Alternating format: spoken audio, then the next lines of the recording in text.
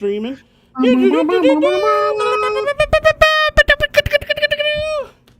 Hello, Internet. Hello. We are broadcasting at 10,127 kilobizels per second. Let me open up the dashboard to make sure that we are streaming. Oh, let's see what we got here. Yep, it says we are live. Let me go ahead and turn on monetization so notifications actually go out. Because, hey, fun fact, if you don't have monetization enabled on your videos, YouTube doesn't give a shit about telling your audience you're streaming. And so I don't forget about it later, I'm going to open up the editing, go in, and I'm going to add it to the Tech Talk podcast. So we don't get clapped at for not putting it there. Link. Here, let me put, what else did I miss? Oh, I forgot to do the description, man. I always miss something. Here, let me go whip out my giant, massive CoPilot. Actually, why am I using CoPilot? I'm going to use Gemini. I'm feeling fancy. I'm going to use Gemini. Hey, Gem, can you give me a description for my live stream with this title on YouTube's? Let's go ahead and dump that in there since we're doing everything with AI nowadays. I'm not doing that shit. Hey, you got to use AI before that bubble pops. Hey, before that bubble pops, man. Dude, I'm telling you. Hold on. That's right. I have to open the right freaking. Oh, actually, Gemini gave me like a nice formatted reply and everything. Oh, okay, here we go. Let's put this in there. Let's see if this looks cool. Okay, copy. And then, don't forget to like, favorite, and subscribe. I need to pop out to the chat. Where's the popping out of the chat? Pop out the chat. I like how our image and the thumbnail are both AI generated images of us. You as like a godly Adonis, and me as like a nerd that doesn't weigh 400 pounds. Which is, come on, man. Oh my god, dude. Hey, it even gave me tags. I didn't even ask it for tags, and it gave me tags. So, oh, nice. Copilot's already like good in my book. Right on. Let me go. Wait. Altered content. Does this describe your content? Make a real person appear to say something or do something they didn't say? No, I think we're good there. Oh. Automatic chapters, all that. Dude, there's so many automated features now. Have you noticed that? Like on YouTube, how many automated features for replying to comments, automated features for creating titles, automated interactions. Like, I do kind of like the idea that you can set up kind of like an auto response, especially like, if you get a lot of the same sort of comments, it can pop in there and just kind of figure that out. I mean, I suppose. I just feel like automated responses, like, don't get me wrong, correcting like grammar and spelling, that's fine. Sure. But I don't like the idea of just clicking a button and being like, oh, hey, thanks, man. That's so great. Oh, hey, that's great that you talked about that. This is what I think, too. I don't like it analyzing me and then even if it figures out what I would more or less say. Yeah. I don't like that. I feel like that breaks that genuine. I'd want to set a canned response. Like, this is what you'll say if these sorts of things come out, you know? Yeah, because like right now I'm like looking at the dashboard here for the stream, for the settings, and it's like, allow automatic concepts? Like, what the fuck is automatic concepts? Oh, helps viewers learn about unfamiliar terms without leaving the video. Concepts mentioned in your video may automatically appear in the description without you entering anything. So, like, as we talk and as we stream, it's going to update the description of the video to, like, describe concepts so people can understand it. That seems a little weird, because what if it's describing them in a way I don't want to describe? Yeah, like, I wouldn't trust it to get... Heck, I wouldn't trust it that it would know what I'm talking about. Yeah, check this out. Featured places. And these are all, by the way, everything I'm mentioning right now is enabled automatically. I just want to make that clear. These aren't things that I'm enabling. These are automatic and you have to disable them. So, featured places. I didn't see this before. It says, help viewers explore key places mentioned in your video. These are public places like restaurants and shops. We won't display your current location or other private information. So it's like, if you say something like, hey, McDonald's, I like McDonald's, then it'll show them where their nearest McDonald's is. Don't do that. I'm guessing. Oh, I was like, don't show where I'm at. Right. Like, it says it won't do that. Okay. It says it won't do that. But I'm like, man, it's like just to squeeze every last penny out of everybody. Everything is designed to just garble up everybody's money and attention. And attention. Got to get it all. All right, let's see. Okay, so I think that's good. Now, can I copy the link so I can actually share it with people? Here, I would like to share my dashboard. All right. Come on, where's chat? There my chat at. There they are. Pop out chat. And just heads up, everybody, if you see Ox jump out of his chair and just make a beeline like a missile just hit his apartment, he'll be back. He'll be right back. He's just got to do something important. I'm waiting on a very important delivery that they fucking dropped the. Dude, it's FedEx. You don't have to say anything else. It's fucking FedEx sucks balls. FedEx needs to eat a dong. And not like in the good way. I know some people do like eating dongs, but I'm just saying, like, FedEx needs the bad way, like the prison dong. Yeah, fuckers. Seriously, dude, I'd be so mad. You enable automated ads to help you optimize the experience for your channel members. Sure. Wait, what? Oh, automated ads help you earn more while optimizing the experience for channel members. I thought the whole point of being a channel member is you don't want to see ads. Huh? Am I reading that wrong? Automated ads. Okay, that's weird. So it says, okay, so YouTube will now take care of ads. Okay, cool, I guess. Viewer activity. Oh, I gotta open up. Hold on, that's what I forgot. Forgot to open up ground control. Let's see if Stream Elements is gonna work today and grace us with its presence. Let's see. Am I on the right one? Let's see. Is it that one? Okay, and then filter. We want YouTube's, no Twitch. And it says NPAR gave us $1 a week ago. Wait a second, we didn't stream a week ago. Oh, thanks, man. That was awesome. Hey, NPAR, if you're in here, thank you so much, man. Super appreciate that. Yeah, just out of the blue. Give us $1 a week ago, even though we couldn't stream. By the way, the reason we couldn't stream last week, that's on me. 100%. I locked myself out of the Nerd Cave. It was a very embarrassing experience. It was a very humbling experience. And yes, I did damage my house, so I'll have to do a little repair work. But I finally did regain access clearly because I'm sitting here. But yeah, it was like ready, time for us to set up. I walk upstairs, I got my coffee in hand. I'm ready to pop on in and start setting up. And I enter my little code. I have a code lock on the Nerd Cave door to buy me just enough time to pull up my pants if Miss Barnacles tries to break in. She's got to type in the 4 little codes. It gives me just enough time to get my pants up and do Windows key D to go to desktop. But no, I have a coded lock on my door. It was originally to keep Xander out when he was younger so that he wouldn't come in here with all the shit laying I have all kinds of stuff all over the floor.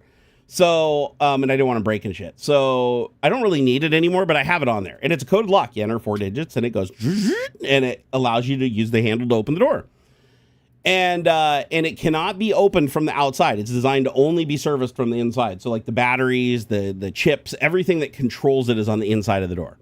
So I'm like, I put in the code, it accepts the code, and it makes a noise, but it's a different noise than normal. It doesn't give the handle anything. So normally what it does is a servo engages a pin that has the handle catch, so the handle can open the door. This mechanism failed. The little chip in there, and I checked it wasn't the battery. I thought it was a dead battery. Nope, it gives you a dead battery warning for like 2 months where it blinks a little red thing and makes an occasional beep. Yeah. To warn you. It was full green, full force. I tested the battery. It was still 9 volts. So it wasn't a battery. It was an actual electrical component failed after this thing being installed for, I don't know, 15 or 20 years. And actually probably closer to 15 years because I know I installed it right when Xander was born. So yeah, so it'd be right around 15 years. And so anyways, I go to open it. It doesn't open. I enter the code like a million times. I'm panicking at this point. I'm like, shit, I can't get in. How am I going to get in? So I message Ox. I'm like, hey, dude, I'm running late. I'm sorry. I locked myself out of the Nerd Cave. He's like, okay, I hope you can get in there. And I got him on standby for like a half an hour. And I'm like, I'm going to get it. And I'm like trying to stick a card in the door. I'm trying all these hacks. I take a coat. My neighbor had a metal coat hanger. I don't have any metal coat hanger. So I'm messaging my neighbor. Luckily he was home. He brought me out 3 metal coat hangers.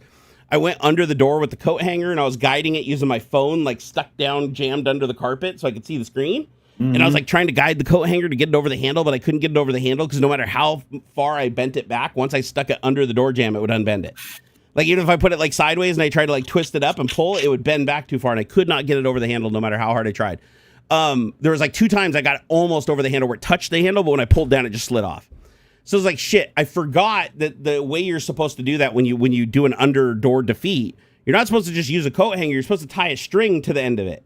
So you stick it under the door and you pull on the string and that pulls it back against the door over the handle. And then you pull the string down, not the metal coat hanger, and then that pops it. Had I remembered that, I would have been in the door and we would have had a tech talk last week. But no, instead I was panicked. I was freaking out. I was against the time. I lost all my composure. I sweat through my shirt and my pants. I was freaking out. My wife's up there like trying to help me jimmy shit. And I couldn't get it open. So I finally just grabbed a hammer and a chisel and just jammed the chisel into the doorway and just bashed it with a hammer until it ripped the strike plate free and opened the door. And then I reattached the strike plate using 3-inch carpenter nails. Carpenter screws. Those like really, really long screws. And I put them all the way back in the door jamb. So it's all mangled, but it's still got enough of a lip that it catches. So I can still close the door and the door will stay closed. But now I have to go and repair it. Luckily, it's all MDF, so I can literally fix it with wood glue. So it's not that big of a deal, but it drove me nuts. And then of course, after the fact, everybody's like, why didn't you do this? Why didn't you do? Well, in the moment, you don't think about those things, right? Right. So somebody recommended a milk jug hack where you like cut a milk jug like around the corner of the milk jug, like a big circle out of it, and then you jam it in the doorway, and it's supposed to go past the strike. Because there's a board that blocks the striker. It's not like old school doors where you can just stick a credit card in and jimmy it. There's like a mechanism on the door. There's like a piece of wood that runs right down flush with the door that prevents you from being able to stick anything in there.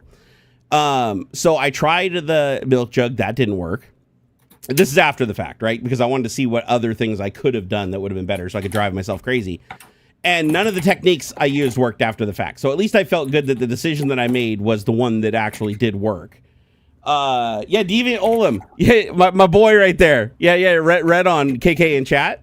He's like, Deviant Olem showed us. Yeah, it's the Deviant Olem video I should have looked up, because had I looked it up, I would have tied a freaking shoelace or a string to the coat hanger, and I would have been in the room within 30 seconds. So anyways, I did the slightly more destructive route. Luckily, it didn't do too much damage. It didn't break the board off the doorway because I went in an angle. It did shave a little off. Like there's like a little 45-degree angle chiseled chunk out of the door itself, which I can just, wood glue that and paint it if I want, but it's mostly hidden. But God, what a pain in the ass, man. I hated myself so bad last week because I was already feeling like shit. And then I was like, I drugged myself out of bed and I was like, man, I'm going to do this. I'm going to hang out with my boy like I always do. And then I got stuck. And that's when I messaged you. I think it was about a half an hour of me trying. And I messaged you back and I said, let's go ahead and just skip. But then my OCD kicked in and I could not stop. I could not leave the door until I got it open. Like I was having a panic mode because just being locked out of a room, knowing you don't have access to space inside of your own house freaks me out. Like that literally gave me a panic attack. So that's why I just saw the chisel laying on the ground. It was like one of those ones you use for like doing drywall patching, like a little narrow one. And I just grabbed that sumbitch and grabbed a big old 5-pound hammer and just wailed on it. Probably had to whack it about 6 times really good before it popped. And it popped the door. Like it bent the door frame like all the way out, like pushed it on the striker plate and pushed the striker plate about an inch into the door jam. Oof. So it was, I'm actually surprised it didn't do more damage than it did. Like I'm glad that the door frame just snapped right back as soon as I popped the door open. Cause if the door frame had stayed bent like that, I would have had to like probably cut out drywall and put something back in there to like push it back out and bend it back out. Oh, Bradley Smith said, don't blame yourself, blame the technology. Seriously. I mean, it did fail me. I mean, the lock did fail me. It was a Schlag lock, so it should have been good for life, in my opinion, but anything with electronics is going to fail eventually. Right.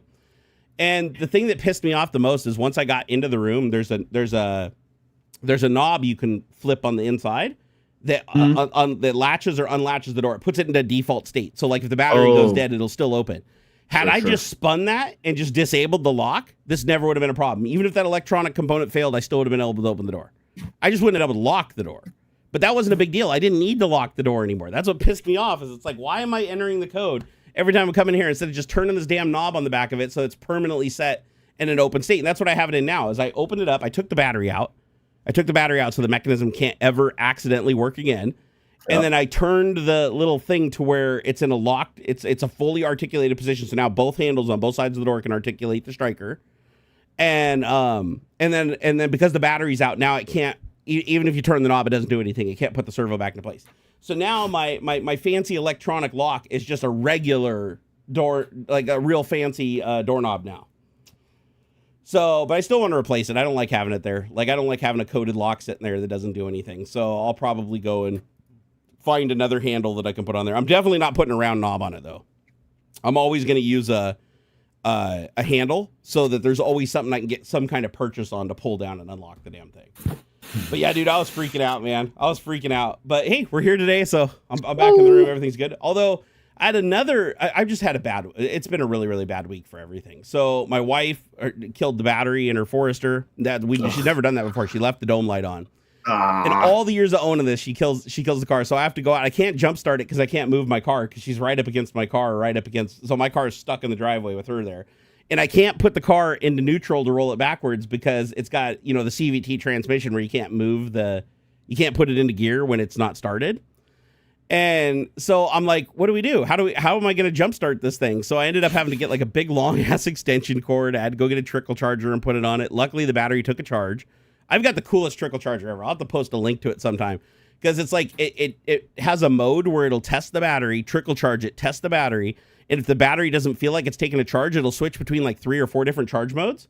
And then if it's still not taking a charge, it'll do a Hail Mary thing where it actually like heats up the electrodes in the battery to burn off the dendrites to like stop the dead shorts in the battery so they can take a charge. I swear I've run the battery flat in my car at least 24 times since I bought my last battery, and it's always been able to take a charge with this. Every time I did jump starting, I could never get the battery to charge back up. So this thing's badass. So anyways, we got that going. Her car's running again. Last night she goes out to run errands, and she's got Xander with her. And it's getting late, and I get a text on my phone, and it's like I can't get the car to start, like the key won't move, and she's stuck in the parking lot at Dairy Queen, like you know, two or three cities over. So I'm like, and I'm just I'm laying in bed in my underwear, like watching TV, and it's like I'm like, oh shit. She's like, hey, could you get on a FaceTime call and like walk me through everything? So I get on a FaceTime call, I walk her through everything. It looks like the column's locked from the wheel.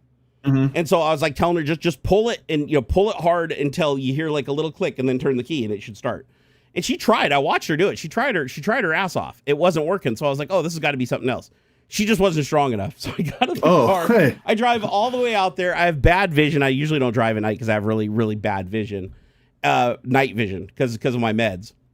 And so I'm driving. I can hardly see shit. I almost get in like 2 fucking car accidents. Guy almost rear ends me and road rages me. I get there, I am so flustered because this drive, like and plus the whole time my map's not working, so Google Maps just fails me entirely. My iPhone decides it doesn't have any internet. But the weird thing is, I can still call and message my wife, but none of the apps have internet access. So I'm driving there, I'm trying to figure out how to get the maps working. I keep slowing down. People behind me start honking and getting pissed about it. Man, people road rage hard today. I don't drive much anymore, but I didn't realize how hard people road rage these days. It must have been a really bad night. So anyways, I finally get there to the parking lot. I jam my first gear trying to downshift it because I'm so frazzled because the person behind me honking at me, getting off a freeway off ramp. I've got like 50 feet to steer into this tiny little parking lot. And anyways, I grind my first gear. I thought I fucked my transmission up, but now it's acting a little funny in first gear, but everything else still works. So I'm like, okay, thankfully I didn't cost myself a $7,000 transmission. So I pull up, I walk up to the Forester. I get inside. She hands me the keys. I stick them in the column and I just grab the wheel like this and I can feel it's locked. Like I can feel the column's locked. I just pull it until it's unlocked. The key just turns and it starts. And I was like, oh my God. I about had a conniption. Luckily Xander was there. So I kept my cool, but I was freaking out because I was like, I had her do it multiple times on camera. Like I watched her pull.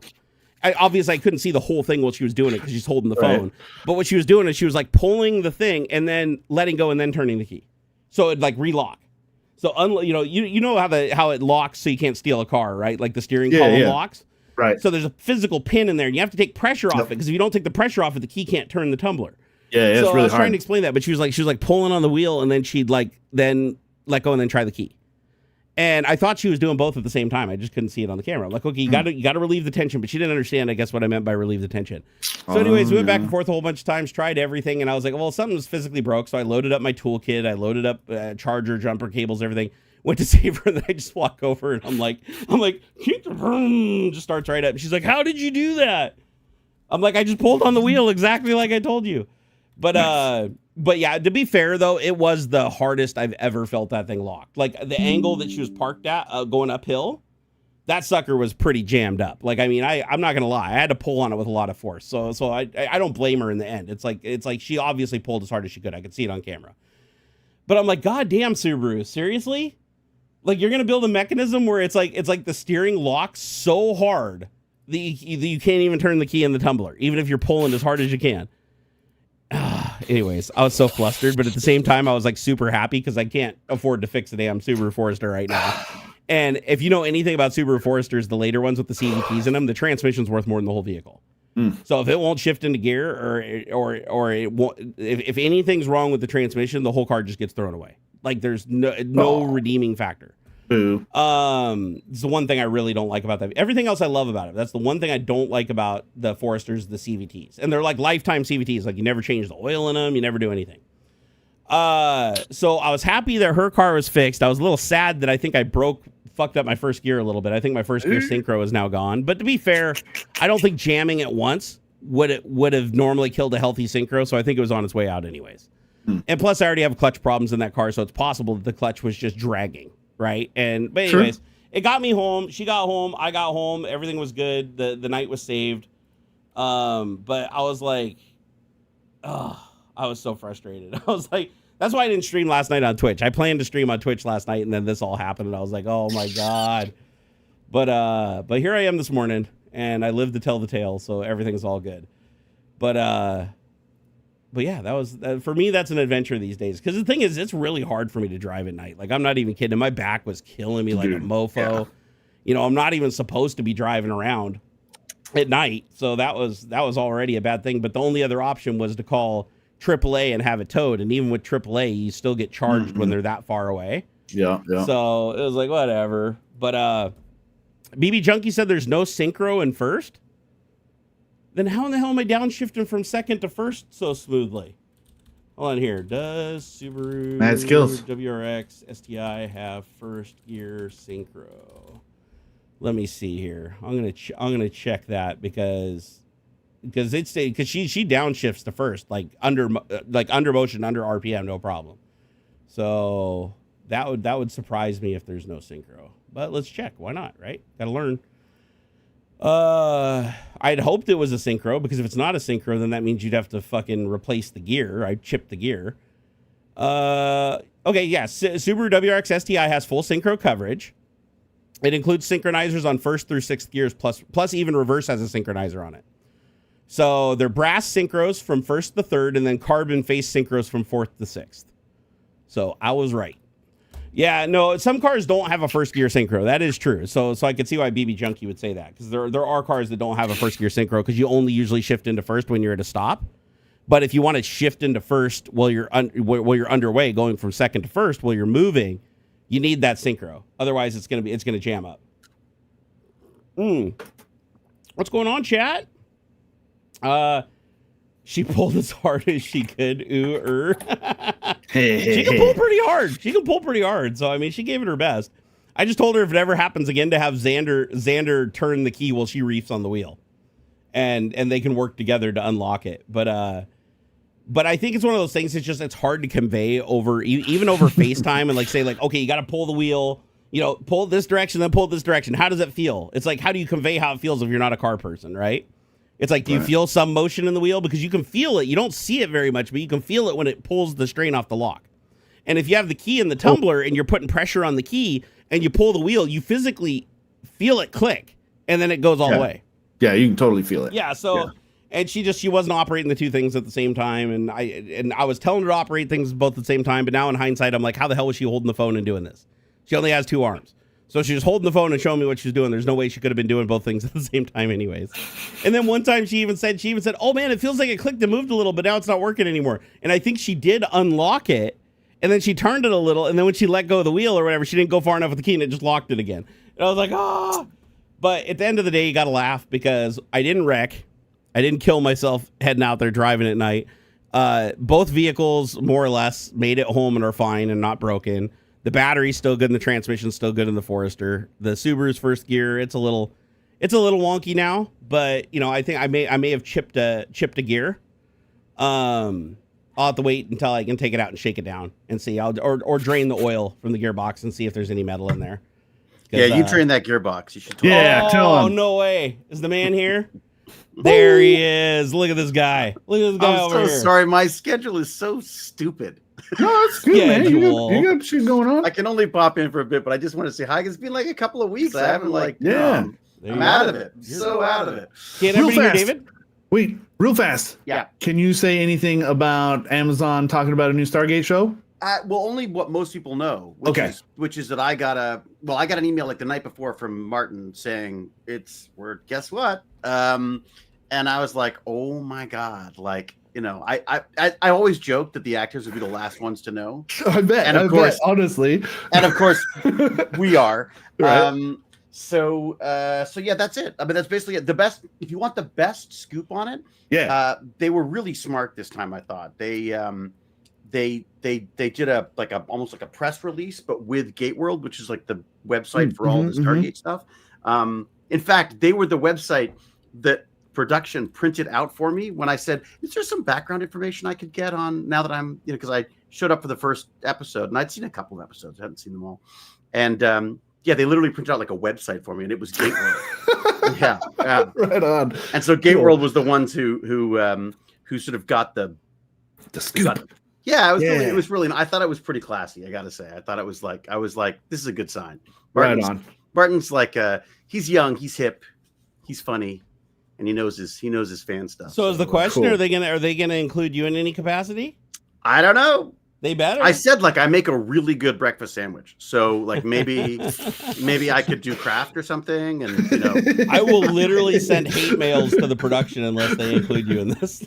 Please do. Please feel free. Yeah. I'll be like, if I don't see David Hewlett in some capacity, I don't care if he's an alien with a missing eyeball. You get him in there. Yeah. Oh, I can be the eyeball. Have you guys been watching Alien Earth?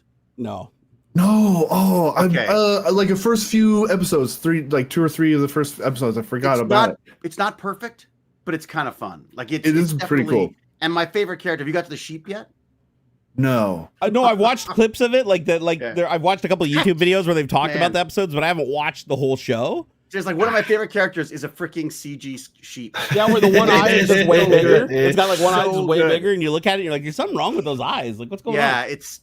Most of the I have some issues. Like I don't like all the kids pretending to be kids and all those grown-ups pretending to be kids, but it's got some beautiful stuff in it. I don't know the storyline, but the CG in it is crazy. Like the CG. Oh, it's basically perfect. It's insane. Yeah, because they have that one creature. It's like an eye, but it's like a squid, right? Like it's got like little tendrils on it, but then it takes the spot of an existing eye in a creature. Yeah, they've got some really fun things that they play with that, and then there's some other aliens, and it's funny. One of the things that they said in that little Stargate press thing was that the Brad, who's sort of one of the original producers, was saying like, think about all the things we can do now. Like, because you can't, like 20 years ago, you couldn't do it half of this stuff. Well, you couldn't do it without spending. Well, you didn't have the technology, right? Yeah, you could do it. It wouldn't look as good. Yeah. So it's like, I'm sort of curious to see what they come up with. Look, honestly, people keep saying like, oh, I bet you know something, but you can't. I literally like, I am as much of a nerd as everyone else is about. No, this. you've said before, if you know stuff and you're not allowed to say it. Like you've always fessed. I will say, I'll say. Yeah. Like, yeah. So I don't think you're holding anything. Besides, I think you wouldn't be able to hold it in. Like if you got a casting call for that and you're like, hey, come on back to your Stargate, your alma mater, you'd be all over that shit bragging about it, man. I was joking that I thought I should do an audition tape for it. Like audition as McKay. Do it for McKay in the new show. Do it. They can work him in as like. Is this supposed to be like a prequel or an after? Or no, it's apparently it's set in the same. It's set in the same world, basically. Oh, so you could totally still exist. It's another. I guess I don't know, but maybe it's another base or something. But they said that they kind of wanted it to stay in the same sort of universe. So, or maybe they meant universe. I don't know. I don't know, but actually, that's interesting. I should provide them with a demo reel. 100% do it. Please do it. Oh and my gosh, dude. Try to hip it up because it's new and hip. Like I could go, yo, hey, kids, fellow kids, Stargate guys. Yeah. No, you just got to just be your same rude and patronizing self. It'll work. Oh, I would. But yes, yeah, exactly. So is this supposed to be like a different Stargate team then? Like, because the old team's all broken up as far as I know in the current canon. We have too many chins. That's the problem. The old Stargate teams all have too many chins. They can't fit them on frame anymore. So it's like, oh my gosh, dude. Oh gosh. No, I honestly, I literally don't know. But I it's kind of nice that it's Martin doing it because Martin's got a really good sense of humor and he's got a little. There's a little edge to his, like he's there's definitely McKayisms to him. So even if it's not me doing McKay, I'm sure there'll be characters having some nice little snark in there. I'm sure. So who's funding this new one? Like, was it Paramount before they owned it or? Well, who owns Stargate now? At some point, like I felt like MGM just got like torn to pieces and sold for scrap. You know what I mean? Like, it's Amazon. But it was MGM who was bought by Amazon, so Amazon will do it now. So the other thing that's kind of cool about this is that if they show the show now, it's not like, oh, it's on Thursdays in Canada and Fridays in the States, and then like I'm assuming that they could then show it everywhere, right? Like they could do that. Yeah. So it looks like Hold on here. So exact plot details of the series have been kept under wraps, but the series will be produced by Amazon MGM Studios on our Prime Video 20 years ago. Oh, hold on here. What is this? So it's 21 actually, wasn't it?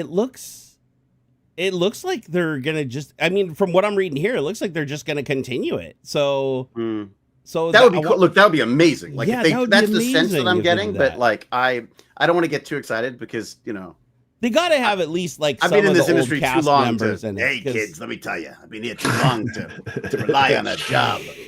I just don't think I could get into it unless there's got to be some connection to the base material, right? There's got to be cameos or something to hand it off. Yeah, even if it's not me, the sense is that it's in the SG world, if that makes sense. So that's cool. But again, I truly, I wish I knew more, and I would tell you if I'm not telling you something. Because I had to hear about it from one of my followers on X. They just posted, "Oh my God, here's a link. You got to check this out." And I clicked on. Dude, you want to hear crazy? Yeah. So I'm on this new boys show, which I can't tell you about. Although let me tell you, I'm about to do one of the most horrendously awesome scenes next year. But yeah, I can't wait for the I cannot wait to discuss it with you both. That's so cool. The prequel will be fun. But I'm literally on set, sitting around waiting to do stuff, and I got, I'm like trying to figure out chess.com because who wants to talk to the old guy, and then I'm talking to my friend Eric Johnson, who I met when he was playing Flash Gordon for Sci-Fi. Flash.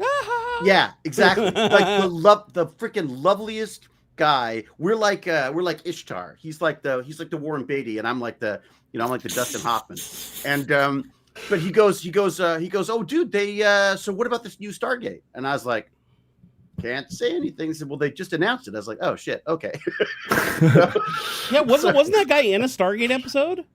Was Eric in a Stargate episode? I thought wait, what's his name? I want to see if we're Eric talking Johnson. About. So Eric Johnson. He's the most ridiculous. Like, you want to hate him because he's perfect, but not only is he perfect in form, he's like perfect in mind and soul as well. He's just a lovely guy. So okay, I don't think this is the guy I was thinking about, because when I was thinking about Flash Gordon, I was thinking about Vikings. What is it? Say again? He's in Vikings? Yeah, let me see here. Yeah, he's kick-ass in Vikings too. He's been in a ton of stuff. I do recognize this guy. Yeah, this wasn't who I was thinking about. I was thinking about like the old Flash Gordon movie, like the. Oh no, that's back. Yeah. And that guy was in a Stargate episode. He played like some bounty hunter or something like that was addicted to some drugs. Was he really? In SG-1, yeah. Yeah. I'm sorry, I didn't mean to hijack the stream. Please hijack away, man. We just talk about it, whatever. You know us, we get to our topics at the last 15 minutes and make everybody painstakingly through it. It's just what we do. I've got the kid home for the weekend, so I want to make the most of it as always. I'm sure he wants me to make the least of it, but I'm following him around. What are we doing now, eh? What now? So what's it like having the kiddo out of the house now? That's got to be interesting. I have the worst analogy for it, which is that it's like putting the dog down. Like it's like when I put the dog down. It's the best thing for the dog. He's going to a better place, or he's going to go to sleep, or whatever the deal is. But man, do you miss having him around? And that's how I feel about the kid. I feel like I know it's the best thing. He should be off out in the world doing the university stuff. But man, it's a big house without him. Yeah. Yeah, I'm starting to think that my kiddo might hang around for a good long time. And enjoy it. I mean, like, I am. I don't think I could live without him. Like, the kid, it's weird. It's like, but you know what? You will, though, because you'll get to a point where you go like, this is whatever's best for them. You're gonna want to pursue that, right? Yeah, I've already reconciled with myself that it's like it's what he wants and what what he wants to do when the time is right. I mean, obviously, I gotta look out for him, and protect him a little bit, because he is on the spectrum, and it's there are certain things he's not prepared for yet. But man, he is. They grow up fast. Yeah, they do. And I even told my wife, I'm like, if he wants to move out or whatever, if he wants to be close and he wants to move out, we could always put like like a fifth wheel or something, like right alongside the house, like a trailer. Oh yeah, for living, so he has his own privacy and he has. My grandparents did that. They had like my aunts and their husbands and their kids. It turned into like a big cool. Yeah, because I want him to be able to have his space. Cool. I think that's like really critically important. Hang on for 1 second. I just want to make sure he doesn't have to go. Back 1 second. Yep, run. That's so cool. I love when David pops in, man. That's the best. I almost didn't even hear him. Oh man, look at Ox. Ox is like pinned to that phone. He's like, seriously, where is it? Where is it? Come on. I've got my email open in my little secondary screen and stuff. I'm like sweating this. I don't want to miss it. Do you have a secondary webcam you can like set up in the window, like looking down, so you can see if none of my windows face the street, or at least the street that the truck would show up on. I'm on technically like the back side of the building. So you should call down to like the central office and be like, hey, if you guys see the FedEx truck come through, because they're always going to drop stuff at the main office. Be like, call me. I had hoped they would have done that the first time around, but it didn't even come into the airlock. Like it's really irritating. Oh, I missed a delivery yesterday. Very important package that I'm sweating to get delivered, and they said, oh, customer wasn't home or business closed, and they took a picture of like the outside of the building. They didn't even try to deliver it. Yeah. There's like an airlock that leads straight to the leasing office, and then there's like the inner sliding door. You need a fob or somebody's. You got to use the call box. You go get it. Didn't even bother. Yeah, because it needs a signature. It's expensive. So, but it's indirect. They could have. When will it be arriving? Today. Do you have like a tracking number open in a tab that you can just like spam F5 because hopefully if the dude's like pulling in or whatever, it'll be like, the final step. Well, actually, it probably just says out for delivery and then delivered, right? That's what, basically. But I put in the delivery instructions to like go to the office, and then I said, please use the call box, and I put my phone number into the delivery direction. So I'm hoping that fucking Reginald. Ask what it is? No. I don't want to say right yet, because it's part of a new build that for myself. I'll put it that way. So it's an expensive computer part. It's bigger than a bread basket and smaller than a 747. I've got to get a motherboard. I killed my motherboard, so I got to put a new. No. You know, Puget Systems ships to Canada now. No way. You don't ship parts though, right? You ship systems, right? Yeah, full systems. I have to look at the systems. I haven't done a new system for years. I should consider it. Puget is like, honestly, in my opinion, one of the like honest builders that's around. It's like, even though I haven't done anything with them in a very long time, like Ox can even attest to that. Like, there's been no relationship between us, anything trading hands for probably like 6 or 7 years. Yeah, probably. It's been a minute. But I still recommend everybody go there. All my friends, whenever I talk to anybody who's doing anything in the industry, it seems like they've got it's the Puget every time. So. The one thing is it's like it might be a little bit more expensive to go with them, but you get way more for the money. That's the thing that I get. It's like you get a computer that isn't going to break down, isn't going to leave you stranded. You get like the best customer support. Ox is like, I'm not entering this conversation. He's like, nope, I can't. Sorry, professionalism. I'm just saying, hey, from my personal view, the only two people I trust building my computers right now would be Puget Systems and that boy sitting right there with a beer. And it ain't me. It ain't David. I wouldn't let David near my shit, dude. Like, seriously. You know what happened? So I think what happened to mine was these freaking giant GPUs, even my old 10, whatever it is, keep sort of rocking in and out of place and all that kind of stuff. And I think what happened was one of the pins got shoved down and shorted something, because it's just completely possible, dead. Absolutely dead. And I tried to desolder and take it off. I thought, I'll just take off that PCI thing and make sure there's no. Whoopi Goldman. Puget Systems does do ITX machines now. Do you do like storage systems? Like, do you do? Yep. Rack mounted or desk. Yeah. I've got an old Dell. I got an old Dell server with like 8 giant bays, and it sounds like a freaking aircraft taking off whenever it's running. I have it in the garage. It like keeps the garage warm for me. Yep. But it's too much. I'm worried that it's going to be like the cost of energy of running it is probably ridiculous. Probably not as much as you think, actually. Oh, really? If it's just a storage server, just for like your NAS or something, nah, not really. I want to do a proper NAS, and I'd love to do some Plex stuff on it or something. Sure. Yeah. It's just so much fun. It's a little home lab, right? It's like, especially, I mean, that's the dream. I suppose like physical drives, like hard disk drives would probably use a little bit more power than SSDs and stuff, but I can't imagine it's a significant amount. You know, you'd have like probably a 800 watt power supply. Most of the power that's going to get sucked up is going to be CPU or GPU. Right. It's a double CPU, I think. Mm-hmm. I don't have a GPU in it. I don't. Yeah, you probably wouldn't need it. Headless, basically. Did I hear double CPU? From the, yeah, it's two. Yeah, an old dual Xeon something. Nice. Yeah. In fact, that's probably what it is. It's a 720 or something. It's so much fun because it's like playing with a dinosaur. You know, it's just like, and I keep like installing and then uninstalling and rebooting and screwing up the IP addresses and fucking up my network, and my family hates me. But it's like it's so much fun. You know, yeah, it's really neat. In fact, I even started looking at some other ones because I thought, oh, maybe I could have like a couple of racks of just drives and have like, because the amount of freaking content you create nowadays. Oh, for sure, right? Yeah. And cloud is just too expensive. It just gets up. That's it. Yeah. I've actually thought about building an old NAS with all my old hard drives because I never get rid of my hard drives. I never sell hard drives because I don't trust even low-level formats. I don't trust because there's always new technology that can recover shit, right? So I just put a nail through it. So that's a good idea. Nothing else, an electron microscope and a steady hand. You could recreate I used to. I had a video I took down off YouTube a long time ago where I hit things with hammers and just busted them up into a billion pieces. But no, I have tons of old hard drives. They're probably too small to really be worth the power to even run, honestly. Yeah, mine are like 500 to 1 terabyte, and it's like, oh man, you need so many of them and so much power to run them all. Because if you use like something like Unraid, if you use Unraid, then you can use different size drives, so you don't have to have Unraid though.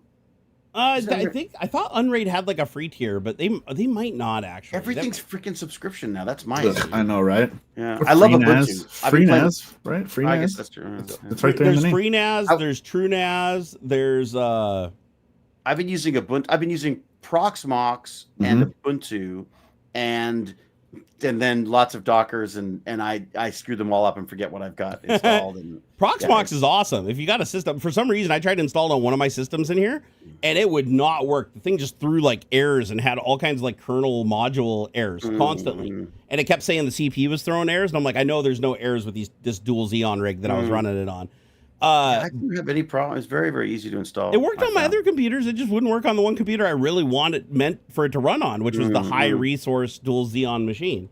And plus I have another system here that has 8 GPUs in it that sounds like a 747 taking off. Puget also built that. That was my old crypto miner. And you had them build you a crypto miner? I did. I actually had them build me like a literally 8 GPU crypto miner. And it was a long time ago. Can you use it for AI now? I was thinking about trying it for AI. I don't know how good it would be though, because it's got 1060s on it. Yeah, it's like before RTX. It's hard to pool the memory for that. Right. Yeah, because there's not much memory in the 1060s, are there? It's all about how much. I want to say there's 6. They were the 6 gig model, and the regular model were 3 gig. Yeah. So 6 gig, but still 6 gig per. I mean, that would still give me what 48 gigs of RAM if I could pool it together. But I think in order to pool, you need to use like NVLink or something, and I don't think the 10 series card, the GTX 10 series card, supported it. Yeah. I looked into that too because I thought maybe you could just buy old GPUs. But again, the other problem is you just get into power, how complicated it is. There's just a million more things to go wrong. I mean, honestly, for AI now, I think I would probably consider one of the Macs because they've got so much.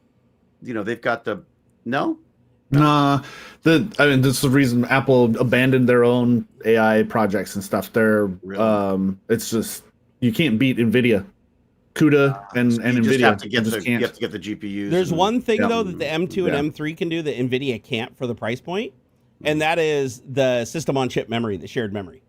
So the shared memory, if you get yourself a 128 gig M3 system, you can load $128 $1,000,000. Yeah. You're a $10,000 little mini desktop. Yeah. The problem is though, is you couldn't buy an NVIDIA graphics card for that price, like with that much RAM on it. Yeah. So, and I do know the Mac, another popular AI platform is using the Mac Minis. Those little, or like, what are they called? Yeah, I think they're called Mac Minis, right? The little square. They look like an Intel NUC, a little bit bigger. Yeah. And apparently you can cluster those together because they have a 10 gig network card in them. But again, like it's cheaper to cluster freaking bars of gold together. Like they're just so expensive. They are. I want to say Network Chuck on YouTube did a video. I love that guy. He's awesome. He took like 5 of, and he explained like the total price for the 5 of them kitted out the way he had was like $10,000. He's like an uncool version of Ox. Oh, see you, bud. Let me get out. Have fun. Oh, is he taking off? Yeah. Oh, is he heading back to school or? No. He's coming back. He's coming back in a bit. He's just going out to out and tooling around. See the friends. He came into town because one of his friends, it's his birthday, and him's got a life now.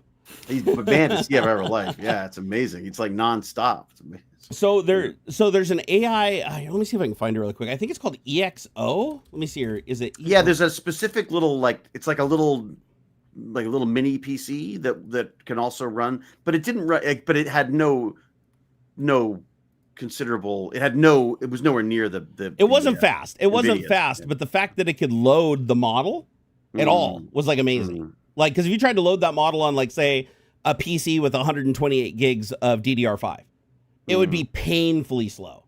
But because it's not inline memory, it's not on the chip. Yeah, but because the memory is on the chip, it's closer to the speed of VRAM. So these Mac Minis clustered together were actually outperforming the PC equivalents, like using the CPU. And you have to use the CPU because if you go over the RAM on the GPU, you have to load the rest of the model into the regular system RAM, which then bottlenecks everything else. However, I have heard that LM Studio apparently has a bunch of optimization stuff now where you can load models partially into CPU, partially into GPU memory spacing, and it'll actually be performant. Oh, somebody's What smiling. is he giggling about? What's on? Oh, no, nothing like no. It's just I get. Oh, I thought something arrived. I was like, gosh, I'm so happy for you for a second. So I put a link in chat for you guys. This is the program that Network Chuck uses. It's called EXO, and it's an AI clustering tool that is open source. Runs on Linux, right? Also, I think it even runs on Mac OS 10, if I remember right.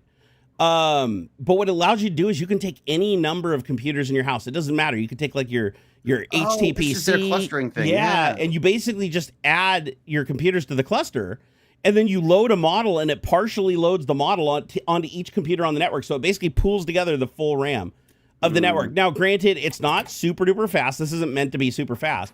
But what it allows people to do is if you have enough computers in your house, you can load like a Q2 or Q4 model that's 400 and something gigabytes and run the same model that's running in the cloud on some of these services like Llama. You can run that locally using the full resources of your entire house. And apparently it's cool. And apparently it's not it doesn't bottleneck like conventionally when you load half into the CPU and half into the GPU on a computer. There's this weird bottleneck going back and forth between the memory. But the way that they did this, as long as you have 10 gig networking between all the computers in your house, this can actually like load balance, and it's intelligent about like what part of the model it loads on, like which computer with which capabilities to give you the maximum performance you can get. And I've watched some demos, and the demo that Network Check did, it was actually pretty fast for what he was loading. I mean, he was running I think it was a 148 gig model that he had loaded off Hugging Face, and it was actually like tolerable. It was like 3 or 4 tokens a second, which is like plenty. It's like somebody typing as fast as they can. I was like, that's good. That's decent. It's not crazy fast, but it's fast enough. I played with Colab. I did a bit of it originally when it first came out. I did set up some Hugging Face models on the Google Colab, and it was pretty good. I was surprised. And it didn't cost me. I think it was pennies basically. And it was what's nice about it is it's just one less area for me not to screw up. Basically, for me, my worry with cloud AI is that everything you send to it, you have to expect they're going to use to train, even if they lie and say they aren't going to. Even if it's your own model. Yeah. And you have to expect that just like everybody else, they're going to get hacked at some point. And even if they're not using the data maliciously, if somebody hacks them, they're still going to get that data, and that data is still going to get out there, right? So if you're like uploading your financial documents, and credit card numbers and shit, because you're like doing stuff for setting up spreadsheets and using AI to answer questions about your taxes, that could get intercepted by somebody at some point, or inadvertently get trained into a model where So I don't like that aspect of it. But the thing is, cloud AI is so fast. It's so fast. You're never going to build something at your house unless you're somebody like PewDiePie, where he builds like a $20,000 cluster like in his house. Wouldn't that be fun though? Like I always thought that'd be like, and this is the networking closet. That's what I want. Oh God, if I had the money, I would do something like that in a heartbeat. Like have the big 8-foot rack like Linus has at his house, cooled by I know. Cool. I've seen. Oh yeah. That cracks me up, man. He's had nothing but problems with that cooling solution too. By the way, let that be a lesson to you. If you have a swimming pool at your house, don't use it to cool your server rack. He's literally had nothing but problems with it. It has never worked as it's supposed to. It really hasn't. Well, the whole water cooling thing is, I mean, Jesus, or the whole cooling thing in general is that I would only buy a sealed system. I would never do that myself. Mm-hmm. I couldn't. Yeah. I just couldn't. That's Yeah, you had like weird shit growing in it. Even though he had like stuff. the antibacterial stuff, it didn't do nothing. It was still growing shit in there. It's just too much. It's too God. much volume. Oh, is that what happened? Yeah, yeah. Yeah, he had like little microorganisms and shit like growing in his inside loop and his outside loop. Huh? Someone peed in his PC. Basically, yeah. He also had a leak. He had a leak that like flooded out the entire rack, and they had to like pull it out at one point and redo everything. Because his system, the way he built it, because I believe, did he build that house? I don't remember if he built that house or he remodeled it. But every computer in the house is in the rack in the basement, in the room that's cooled, and then it's like fiber optics go to all the workstations.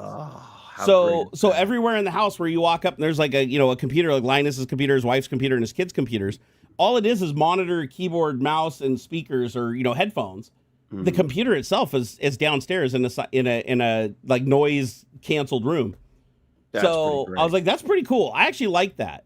The only thing I don't like about that, though, is you also have to pass through all the USB devices through the fiber optics. And apparently those boxes to do that are kind of wonky and they don't work with every device. And not everything you plug in works smoothly. So if you buy like a USB-C device that's not certified for it or whatever, you plug it into it, you might have some problems with it. You'd almost want to wire like an extender, a USB extender down to each system from like, if you're going to have that many USB things. I don't know what the length is. It's a software thing? Yeah, so I think it's the box itself because it's taking everything from all your peripherals, your monitor over HDMI, your audio channels, all that stuff's being encoded into like data and sent through a fiber optic cable. Oh wow! And then when it gets to the other side of the fiber optic cable, it gets broken back into its constituent components. Jesus, so like the computer in the rack that they're using for like the gaming machine. It's like HDMI out into the box, USB out into the box, audio out into the box, and then a fiber optic runs all the way up to the workstation.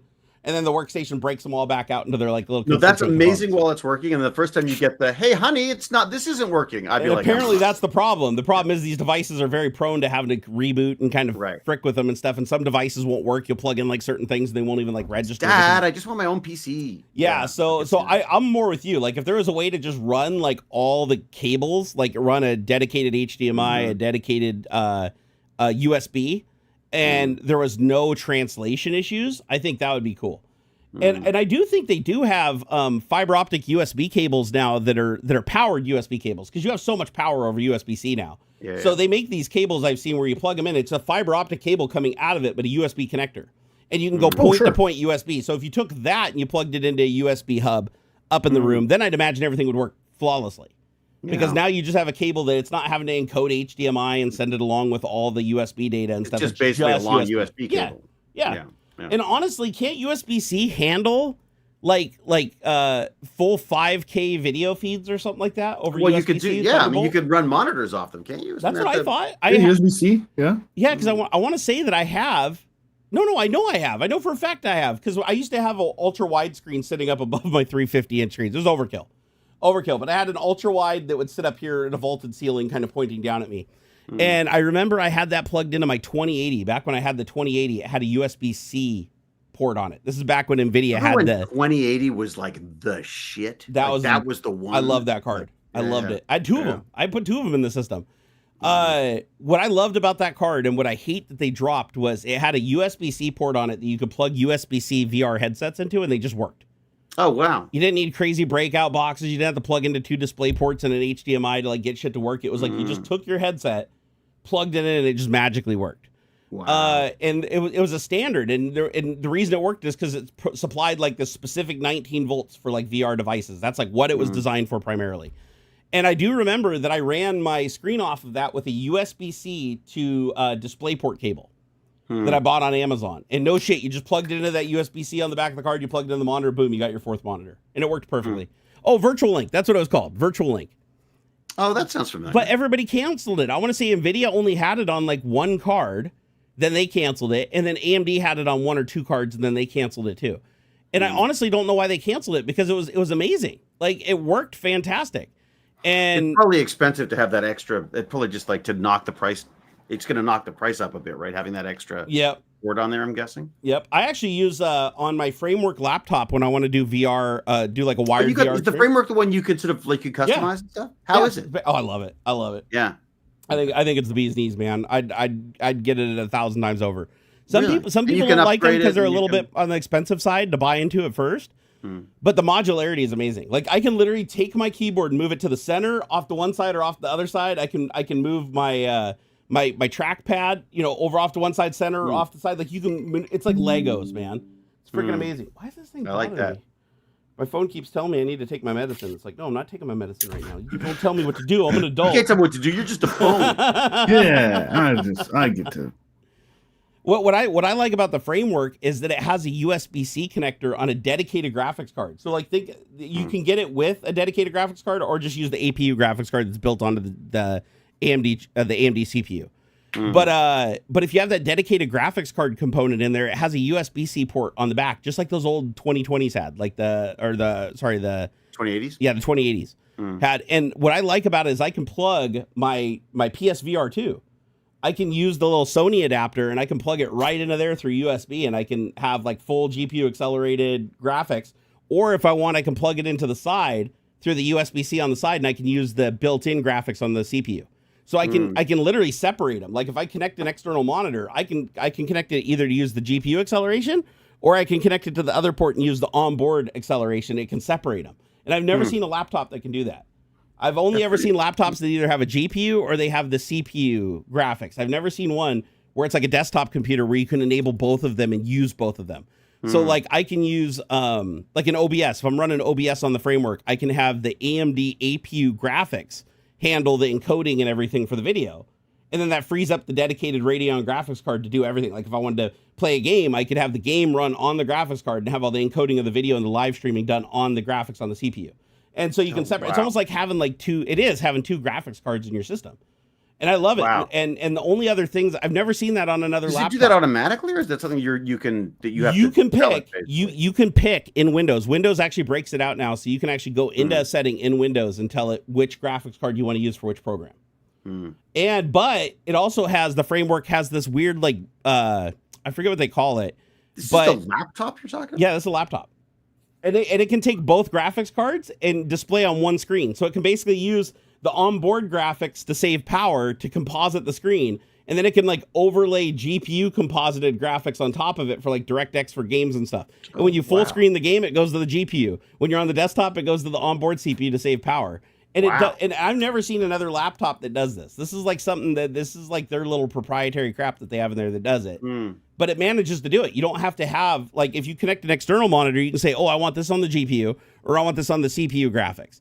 But if you're using the monitor built into the laptop, it knows how to mix them together to be the most power efficient.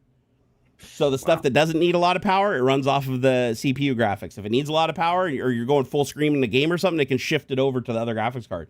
But they've come a long way since, because I remember then they were basically just a PC Lego, right? I mean, they were, And it is. You can literally take the whole thing apart with no tools.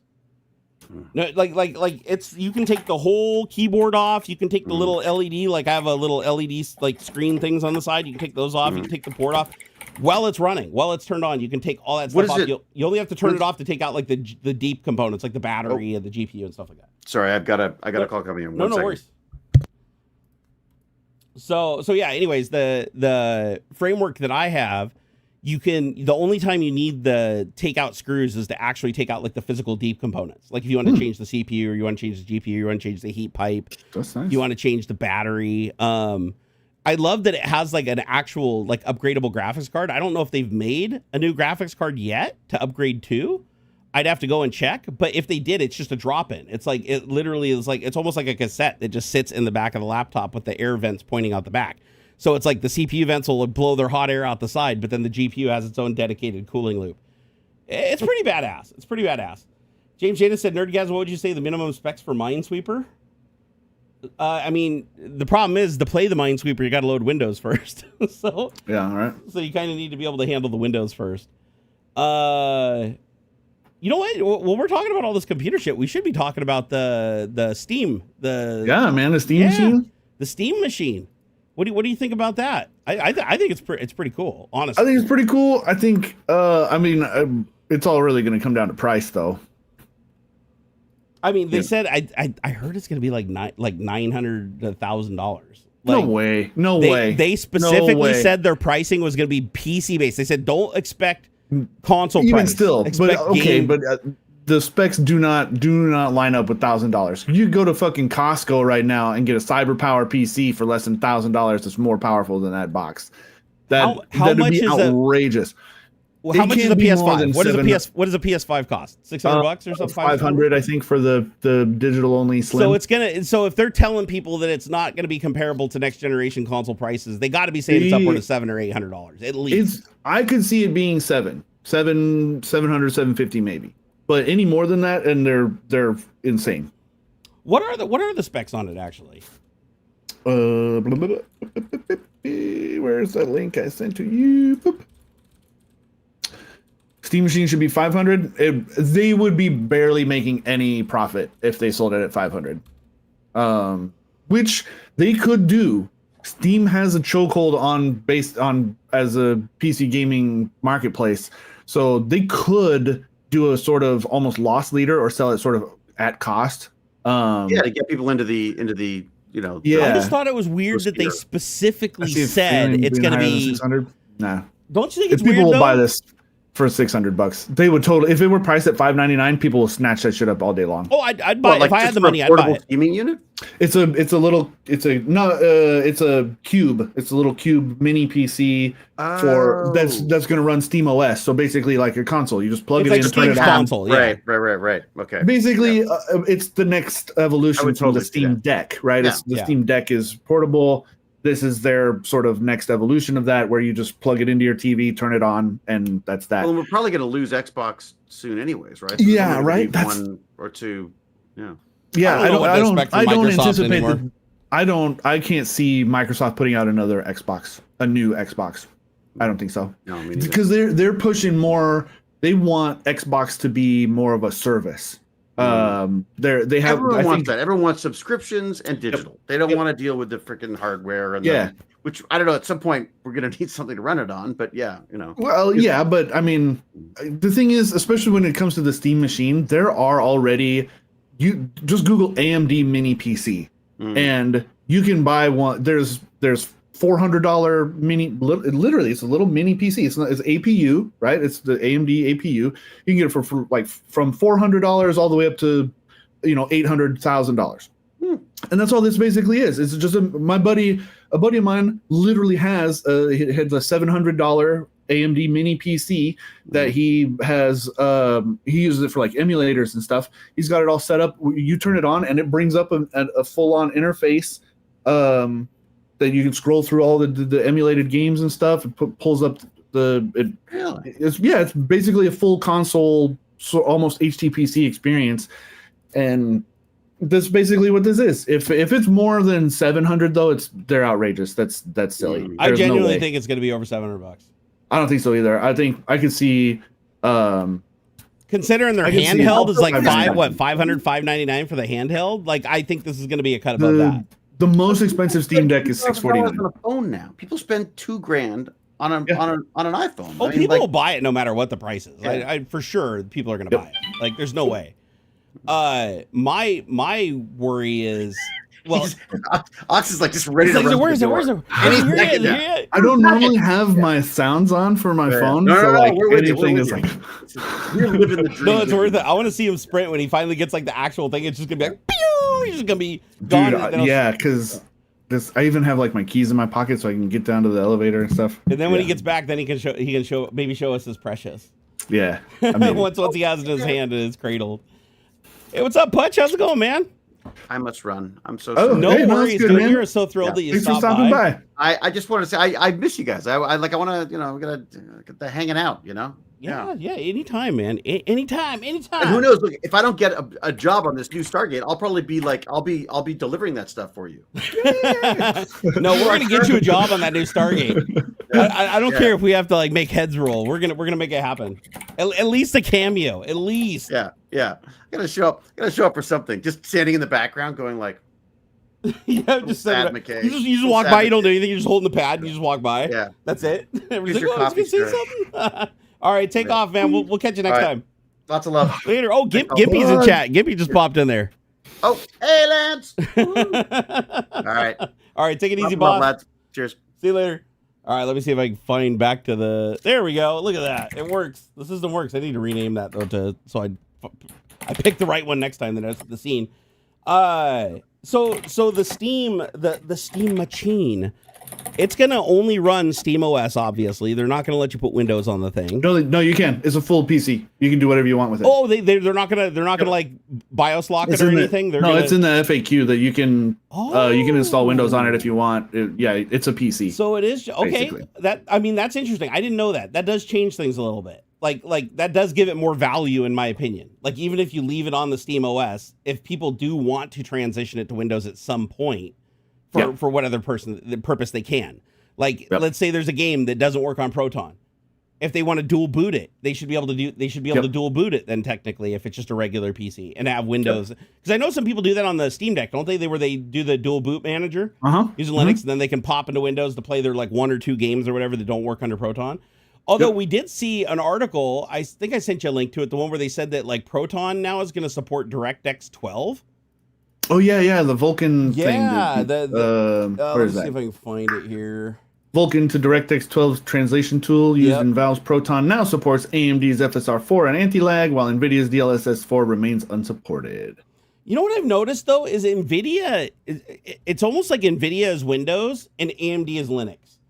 I have found as far as like driver development and everything, like whenever I play with any of my Linux machines back here running like Catchy OS, it feels like the NVIDIA drivers are kind of like half-baked and the support is half-baked and it doesn't work very well. Yeah. However, the AMD stuff works flawlessly. Because they want you to buy their Pro cards. Yeah. And they support for like the A1000 or A100s or whatever and that kind of thing.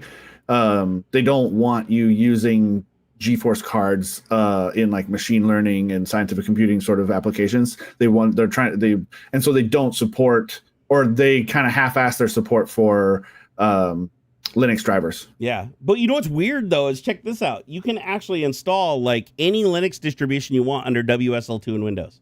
Yep. And it actually will properly implement the GPU and use the latest GPU driver.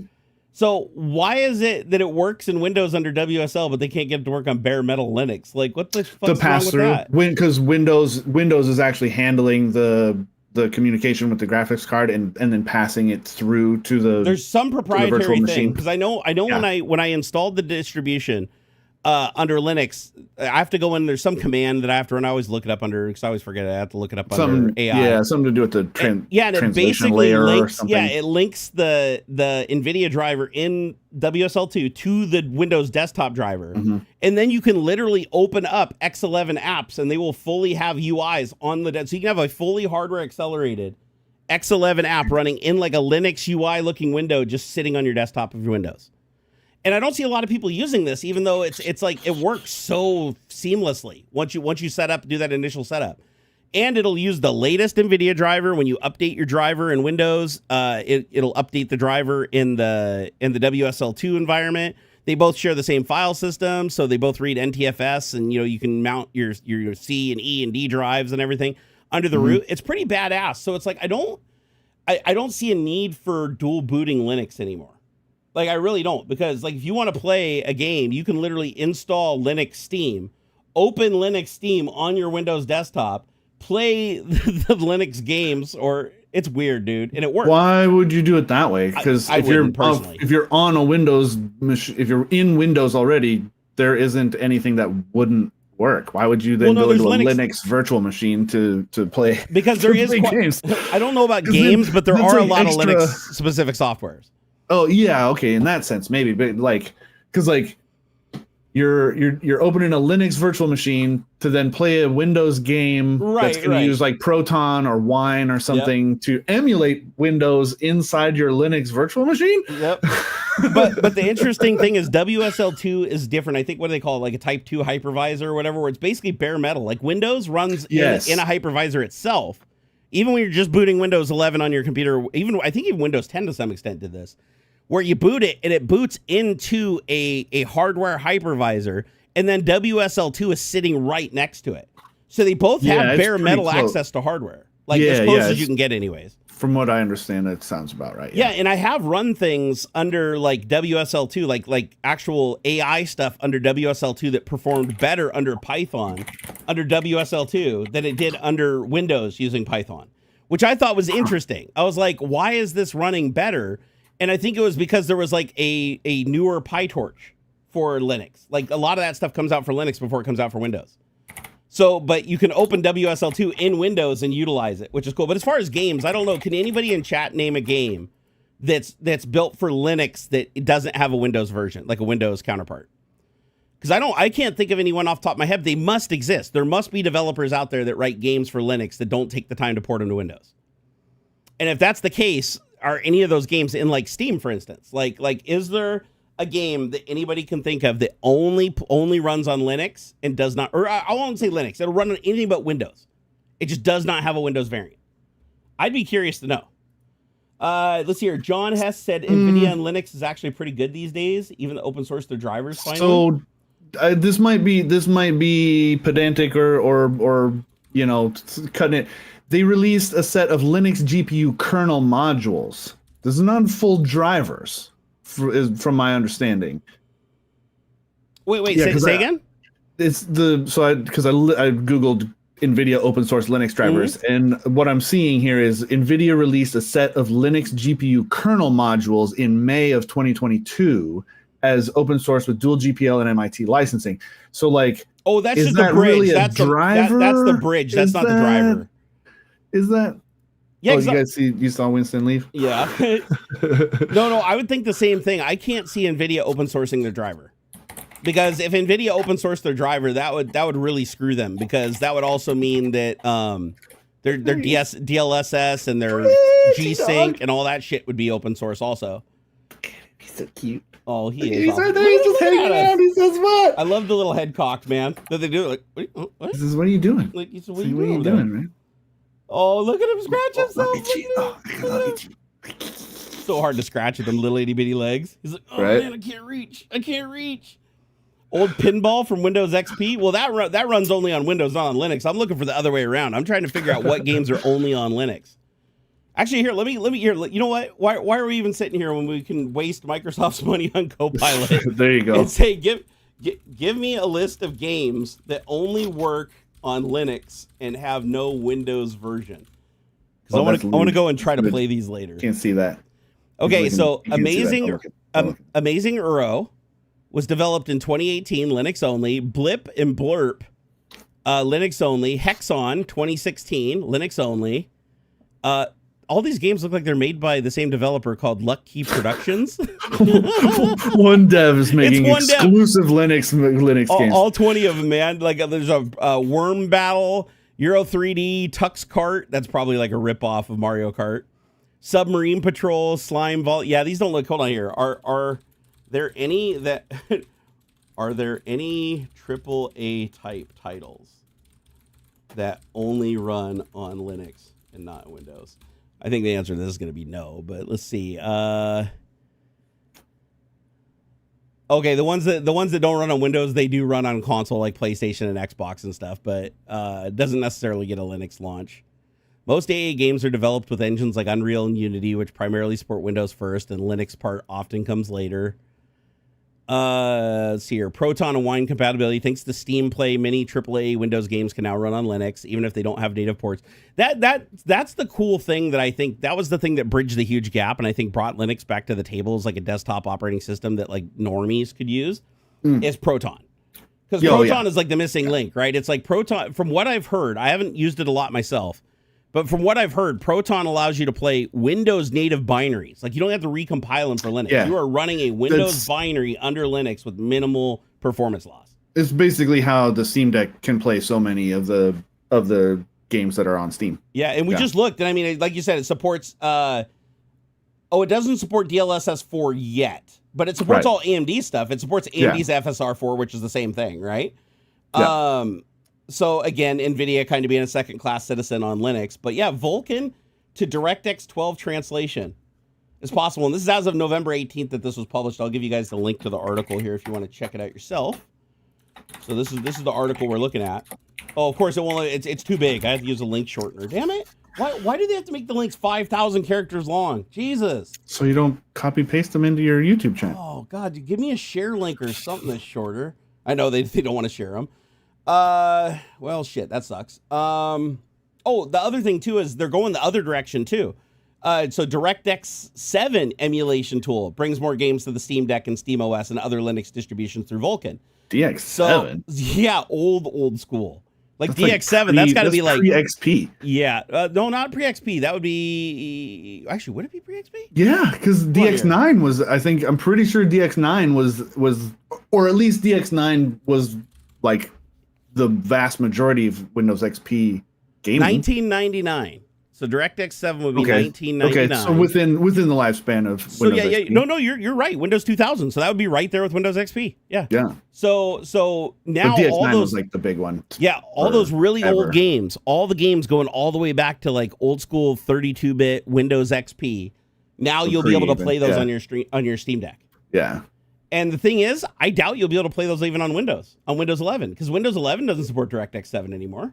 I think DirectX 9 is as old as it gets. You might do, which still should be able to handle some of those older ones. Like, isn't there some pretty good backwards compatibility through DX9? There might be. Let's see here. So DirectX 7, let's see. Okay, Windows 11 uses DirectX 12 while maintaining some backwards compatibility. Very old APIs do not run smoothly. It's often have graphic glitches, crashes, and games refusing to launch. It says, ways that you can. It does say that you can get DX games working in compatibility mode if you go to Properties Compatibility Mode and set it to Windows XP and Windows 98. Here, what kind of games are we talking about? So I'm looking up a list here of like DX7 games here. Let me sort this list differently.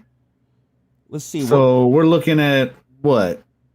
Democracy 2, Drakensang, The Dark Eye, Freedom Planet, Planet Stronghold, Chromia, Plantera. Here's the first one. So there's original Counter-Strike. So the very first Counter-Strike, FIFA 2001, Deus Ex, Unreal Tournament version 7. But okay, so Deus Ex, right? Okay, that'd be like the one that anybody recognizes. You can buy that on GOG for Unreal $3. You know, you can buy Deus Ex on GOG for whatever, a pittance, and it works just fine because they've wrapped it appropriately for modern hardware. Like, why is I don't know. It just seems weird. Like it's interesting from like a games archival sort of thing. Like, I want to run Deus Ex on old hardware like natively. What if you're a retro gamer though? Like you're retro gaming, dude. Come on, just get it through GOG. It's it's the like. Again, if you had old hardware, I guess, but then if you had old hardware, you could just install the old OS and old DX7 and just run it natively. Like, honestly, I don't understand why you would want to. Well, you're going to install Ubuntu. Honestly, we're overthinking it, bro. We're overthinking it because the truth is, we already do this all the time on Internet Archive. It uses DOSBox. Yeah, you can literally and anything that's that old will run on a potato, even in emulation. Yeah. So you could literally just open DOSBox emulation in your web browser and play the game, all these games. So why would you need this? I'm looking at this list, by the way, that of like Age of Empires 2. Ever hear about it? Yeah, but I'm looking at this list of DX7 games. I just got to a part of the list where they wasn't also compatible with DX8, DX9, or DX11. Yeah. So like, here's the list that it says only DX7. 102 Dalmatians, Puppies to the Rescue, 2002 FIFA World Cup. Love it. Adventure Pinball for getting Age of Wonders 2, The Wizard's Favorite game Throne, ever, Age man. of Wonders, playing Shadow right Magic, Airline Tycoon, Evolution, Airline Tycoon Deluxe, I love that Airfix Dogfighter. Oh, I love that game. Aliens vs. Predator 2, I guess. Bro. So some of these, I guess, Animorphs Know the Secrets. And the funny thing is, even if you want to play one of these old Voodoo Rush or Voodoo games, remember the 3DFX Voodoo shit? Yes. You can play that in DOSBox because it translates the Voodoo to DirectX, which it wouldn't don't do. Get me wrong. Yeah.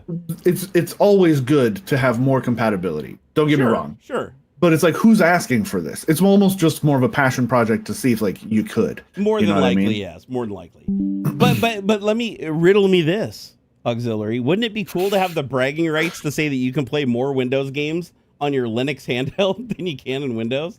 I mean, yeah. I think that'd be a fun brag, right? You're like, I can literally play every game from like Windows 95 all the way up through Windows 11, and all you can play is your Windows 11 games.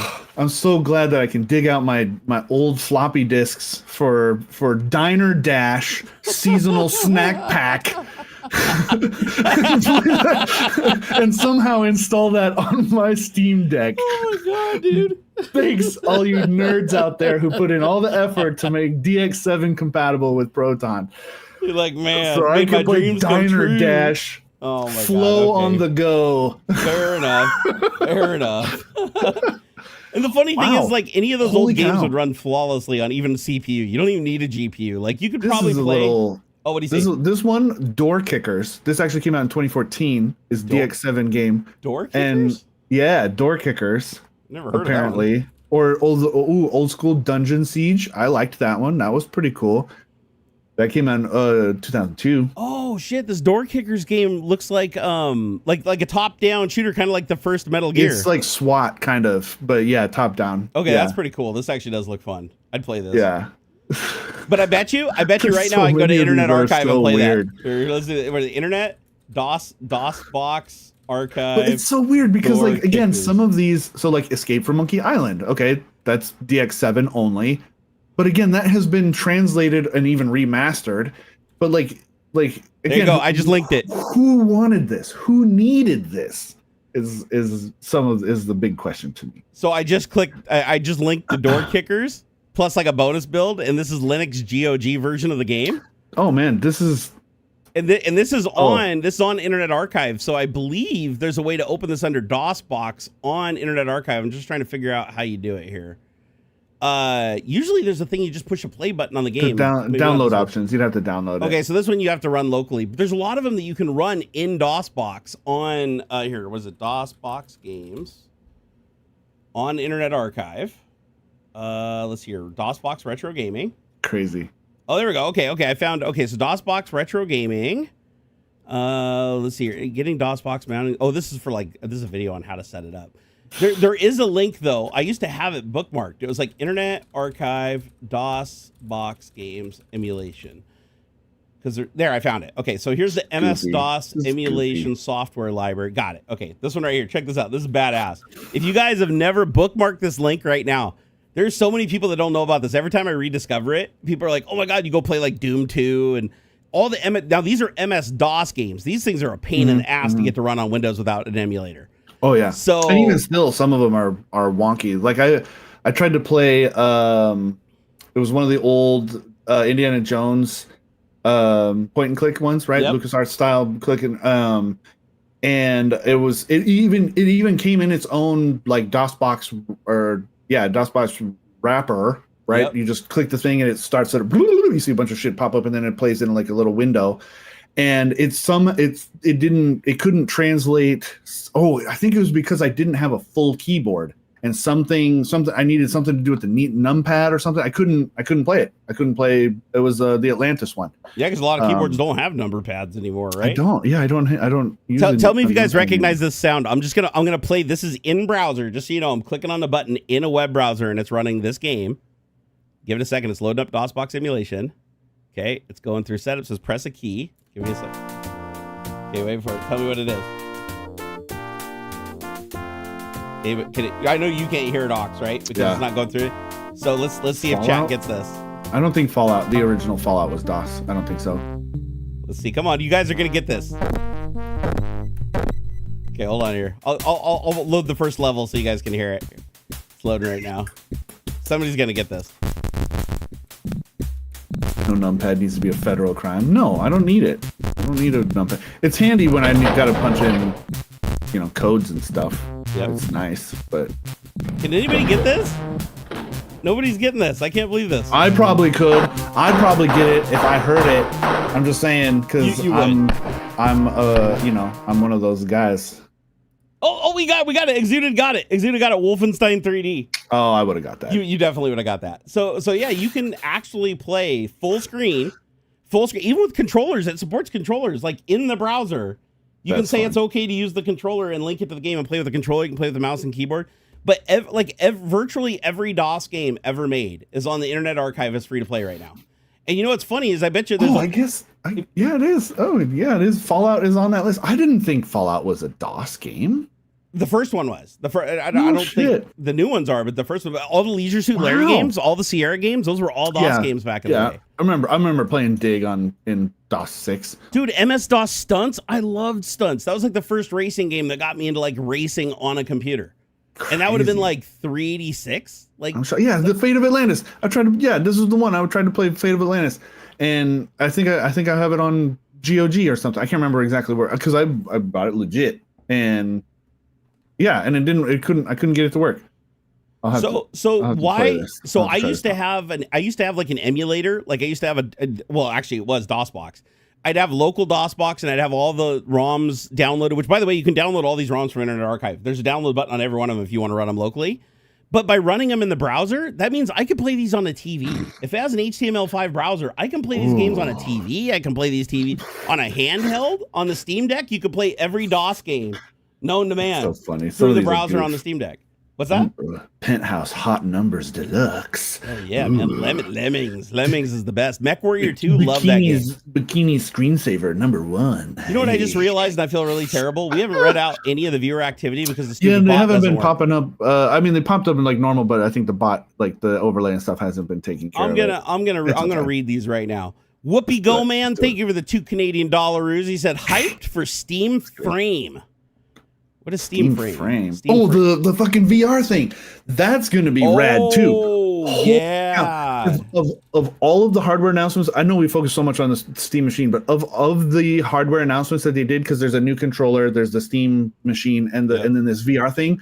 This is incredible jump forward for VR tech. It's going to be spendy though. And honestly, I think this is going to be one of the better like advancements in virtual reality.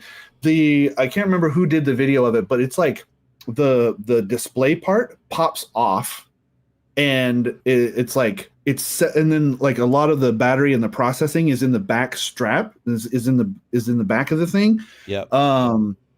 And it's a lot like the PlayStation thing, right? You don't need. I don't think anybody uses trackers anymore, little tracker cameras anymore. This supports it. You can use trackers internal or outside with this, inside out or outside in. I didn't. No. The reason that they did that is that's cool, but because tracking behind your back, you can't do that with inside out tracking. It's like you're playing Beat Saber and you whip behind your hand, you lose tracking. There's like little cameras in the front to check to keep an eye track on it. Okay. But what's cool about this is not only does it support both types of tracking, it also supports playing games on it locally, like a Quest. Yeah. Or you can plug it into a PC, including their Steam Machine, and which I'm sure they're going to have like a lot of Steam Machine like proprietary stuff to like make you want that experience. I bet. But yeah, you can use it as so like the Quest is the only headset that I really know of that you can play games on it and plug it into a PC through USB-C and play PC VR games, or over network play PC VR games. This is going to do all that. And it says for cameras, it has 4 outward-facing monochrome cameras for controller and headset tracking. Nice, it has 2 interior cameras for tracking your eyes. Mm-hmm. Actually, no, I was wrong. It does have inside-out camera-based tracking. It does not have external tracking at all. Okay, I'm looking at the specs right now, so it does not have that. It's small. It looks really light. It looks like it'd be very comfortable. They did a really good job. Just from the look of it, it looks like this will... It supports 144 hertz at 2160 by 2160 per eye. That is phenomenal. Yeah, and I just think because the front thingy pops off. And it looks small. It looks really lightweight. I'm stoked. This is going to be a big deal. I think this. Yeah. I mean, it's still. It may not be that expensive. Actually, the specs on it don't look like it'll be that expensive. It's got a Snapdragon 8 Gen 3. Okay. It's got 16 gigs of LPDDR5X, which is basically laptop RAM, right? Yeah. It's got from 256 to 1 terabyte of storage, depending on which model you get or whatever. So this might be a headset that you can get for like probably cheaper than the Index. I'd be shocked if this. 100%. Actually, yeah, it's gotta be cheaper than the Index. The Index was like $1,000, right, when it came out. I want to say. I like the controllers too. It looks like they straight up ripped off the Quest controllers, which is great because the Quest controllers are some of the best controllers there are. especially for durability. That's one thing I don't like about the Knuckles controllers. Like a lot of people swear by these; they love them. And don't get me wrong, I love them too. I think the Knuckles controllers, like the fact you slide your hand through, you pull the strap, and now it's hands-free tracking, and it tracks your fingers. Like each finger's individually tracked. It's a really cool controller concept, but they're fragile and they're super expensive. The Quest controllers, on the other hand, you can whip them things across the room. You can smash them into shit. Like they are invincible. There's a guy on YouTube who put them in a dryer and just ran them in a dryer for like an hour, and they both still worked when he pulled them out. The controllers that come with like the PSVR, I don't like the Halo. I like it. You have to have small hands. Like with big hands, it gets a little awkward. Yeah, okay, that's true. I mean, I don't have like small hands. I suppose I have. he's like, what are you? Don't be telling people I have small hands. What are you doing? What are you doing, bro? I get what you mean. Yeah, it can be a little. So look, you remember how I just said how fragile they are? This literally just fell off as I was doing that demo. I'm not even joking. From the PlayStation one? Yeah, no shit. I literally just picked this up. Look, does it pop back on? No, it's broke. It literally broke off on the inside of the Halo. I can't believe it. Strap's done. That's all it took. I picked it. Look, the strap's missing off the other one too. Oh my god, this is garbage. Boo. I will say this though, the PSVR 2 is one of my favorite VR headsets. I have a lot of VR headsets actually. I think I have like five different VR headsets. Braggart. Gotta brag a little bit. But granted, I didn't buy. Well, actually, no. I'll take that back. I did buy one of them. I bought the Valve Index secondhand because I got a killer deal on it from a fan who wasn't using it. But I will tell you right now, the headset that I like for visuals and longevity of play, like hands down, is the PSVR 2. I like it. It weighs nothing. It weighs nothing, so it's so comfortable. I do think it's a little forward heavy, in my opinion. What other headsets have you used? I want to know what headset you used. The HTC Vive, like early. Dude, the Vive weighs twice as much. No, and that was years ago as well. Yeah. It's noticeable. It's not like uncomfortable. And the frame will knock that out of the park. This is going to be ridiculously light and easy. And people might not think like, oh, it doesn't matter. Like if the strap's really well balanced, you put a battery on the back of it or whatever, it'll be better. Yeah, those things do help a little. But I will tell you what, when you're in VR, like playing like Half-Life Alyx for like 8 hours at a time, lightness is everything. Right? I tried playing that. Using the Quest 3 with Quest Link, and it got way too uncomfortable on my face. I couldn't do it. The PSVR 2 also has OLED screens. That's one thing I don't like about this frame, is the frame still uses LCD screens. Apparently, they're supposed to be really good LCD screens, but it doesn't use OLED. OLED is phenomenal in VR. The only OLED headset I've ever used is the PSVR 2. Every other headset uses LCD. That is interesting that it would be LCD. You know why they don't use OLED? Because these have pancake lenses, and pancake lenses require you to push like 4 times as much light. So LCDs are the only things that can get bright enough for the pancake optics. Yep. Okay. So that's why they use it. And I'll tell you what, there is a big gain. Like, so the PSVR 2, the downside of the OLEDs is that it has to use conventional optics so that it doesn't lose as much light. Okay. And so you have a sweet spot that's like a P. So you have to get that headset perfect so that everything is nice and sharp and you don't have any fringing, and you got to tighten it down. And you do get God rings every once in a while where it looks like, there's like, you can see the lens kind of glimmering. Pancake lenses eliminate all of that. If you've ever used like a Quest 3, you can have the thing like an inch in either direction and everything is still super sharp. And that's what pancake lenses give you, but man, do they eat light. Like if you saw how much light is coming out of the panels on the Quest 3 when you remove the lenses, it's insane. It's like shining 2 super bright flashlights into your eyes. I want to say the panels are like 2,000 or 3,000 nits of brightness or something like that each. The pancake, I don't know what it is about the pancake optics that just gobbles up light, but it does because it looks dim. It looks downright dim by comparison to the PSVR 2 that has OLEDs with conventional optics. So that's the trade-off. You have to decide, do I want a headset that can move around a little bit more with no God rays, no fringing, everything's just perfectly sharp, but I have no light. It's like not super bright. Right. And to be fair, you don't need it to be super bright. Like if you've ever played in VR, you'll put it on at first and you'll be like, oh, this doesn't look that bright. But then after playing for a while, you forget about it because you're in absolute darkness. Your eyes will adjust. And so it doesn't matter if you have a really, really bright headset. Putch said, have you ever tried the big screen Beyond? I haven't. I want to. I've seen, I was like, I didn't recognize the name, but when I went to this website, I've seen this thing. It's very cyberpunk. This is pretty cool. But this is only a display. It's basically only a display. That's it. It's got a wire going to like basically a display port or an HDMI or whatever. That's it. Which is still super cool. Don't get me wrong. Like if you've got, you could plug this to your laptop or something, and then now you've got like a big monster, You know what I've heard bad about Big Screen Beyond though is I hear the field of view isn't great. It's actually one of the more constrained field of view, which you'd expect for something. They said it was. I mean, on the website it says 116 degrees, which is a little more than this frame. Actually, 116 isn't bad. Is that the Big Screen Beyond 2? Uh-huh. Did they must have made it bigger because I thought the first one was like 90 or something like that. Like people bitched a lot about the first one not having a good field of view. Ugh. The other things I've heard about it that I don't know because I haven't used it myself is there's a lot of fringing towards the outside of the image, like in your peripheral vision. Yeah. The sharpness goes away. Like you have almost like a weird like blur bokeh effect on the side. But people say you forget about that really, really quick. But the big selling point of the big screen is that it weighs nothing. You put it on, it feels like you're wearing racquetball goggles, and you can wear it for like 10 hours. Yeah. It doesn't use OLEDs. I want to say that they do use OLEDs. Do they not? It does. Micro OLED displays. Yeah. So your the color is going to be amazing, like absolutely amazing. At least in the middle of your vision. God damn, $1,000? What? For that's the cheap one is 1019. Yeah. Oh, no eye tracking and a little. And that's the base model for eye tracking. It's that's $1,290. What do I need eye tracking for?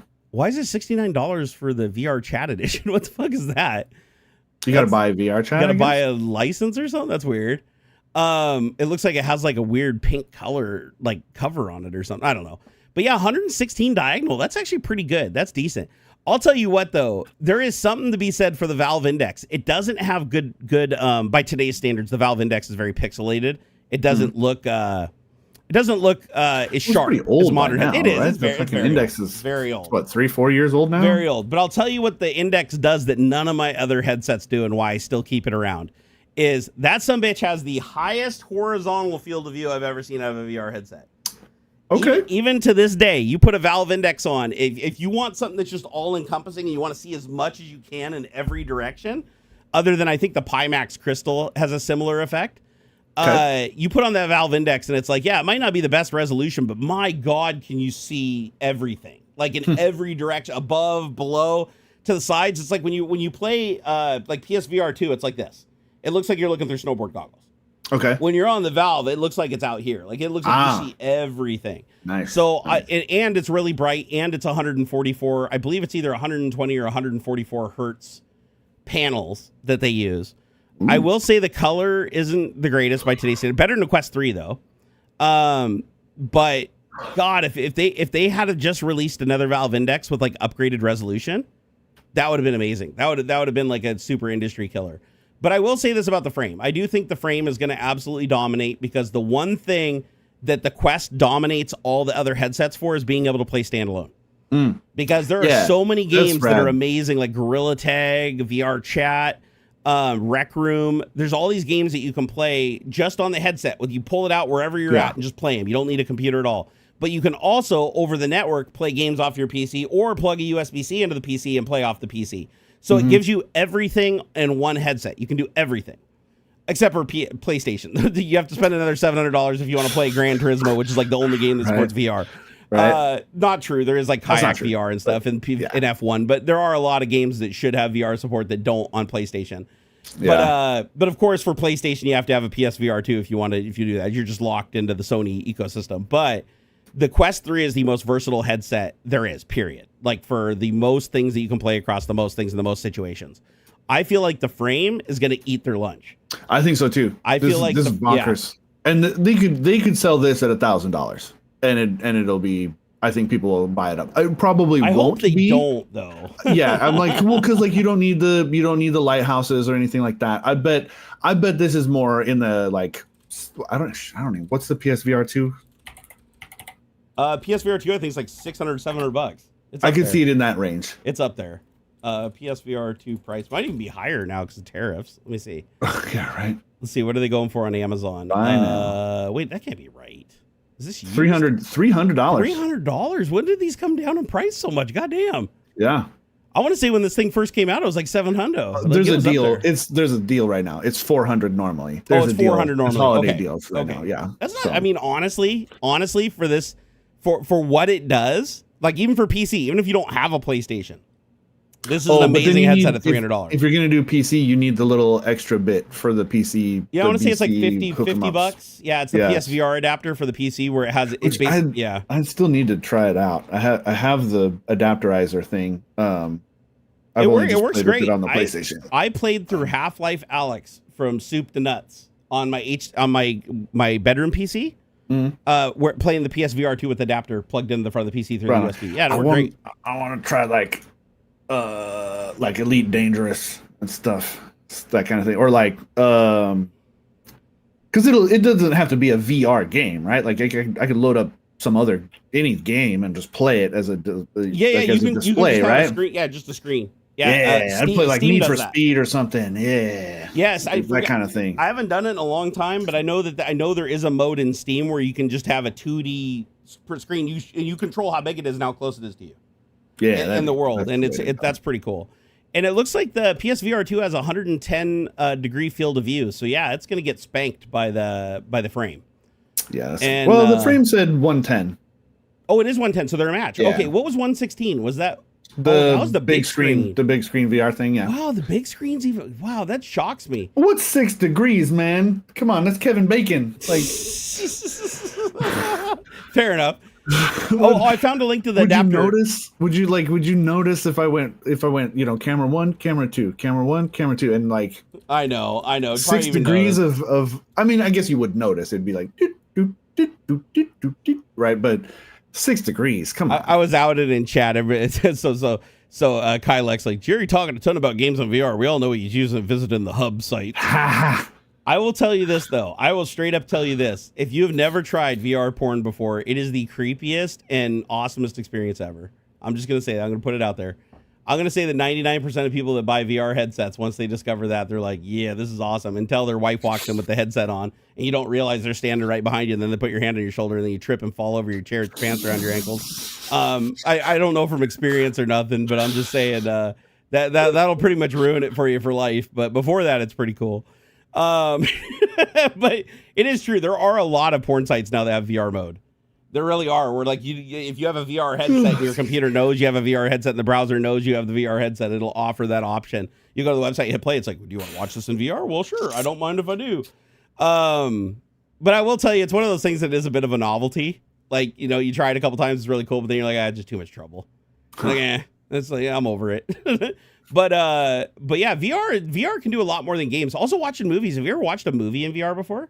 No, I haven't done that yet. It's actually really fun. Like the Quest 3 with the soft strap, you can just lay back on a pillow, look up at the ceiling, readjust and center so it looks like you're sitting in a chair looking forward, but you're laying on your back, and you can put in your favorite earbuds or whatever and get the virtual surround, and you watch a movie like at a rodeo drive-in theater.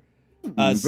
Or in a theater. They actually have a theater theme where you can actually sit in a chair anywhere in the theater. You pick which chair you want to sit in, and then you can watch the theater screen, and it sounds like you're in a giant theater room. It adds like the audio effects and the ambiance. I was like, this is pretty badass, actually. This is pretty badass. And not a lot of people watch movies in VR, and I don't know why. And what I wish that they would do is they have this VR experience, but it's not shared. If Quest just created a VR experience where everybody could open up like Netflix or open up some streaming app, and then they could all watch the same movie sunk together, sitting next to each other, physically able to talk to each other and stuff. It's on Xbox. On Xbox, you could do that. Oh, the shared streaming.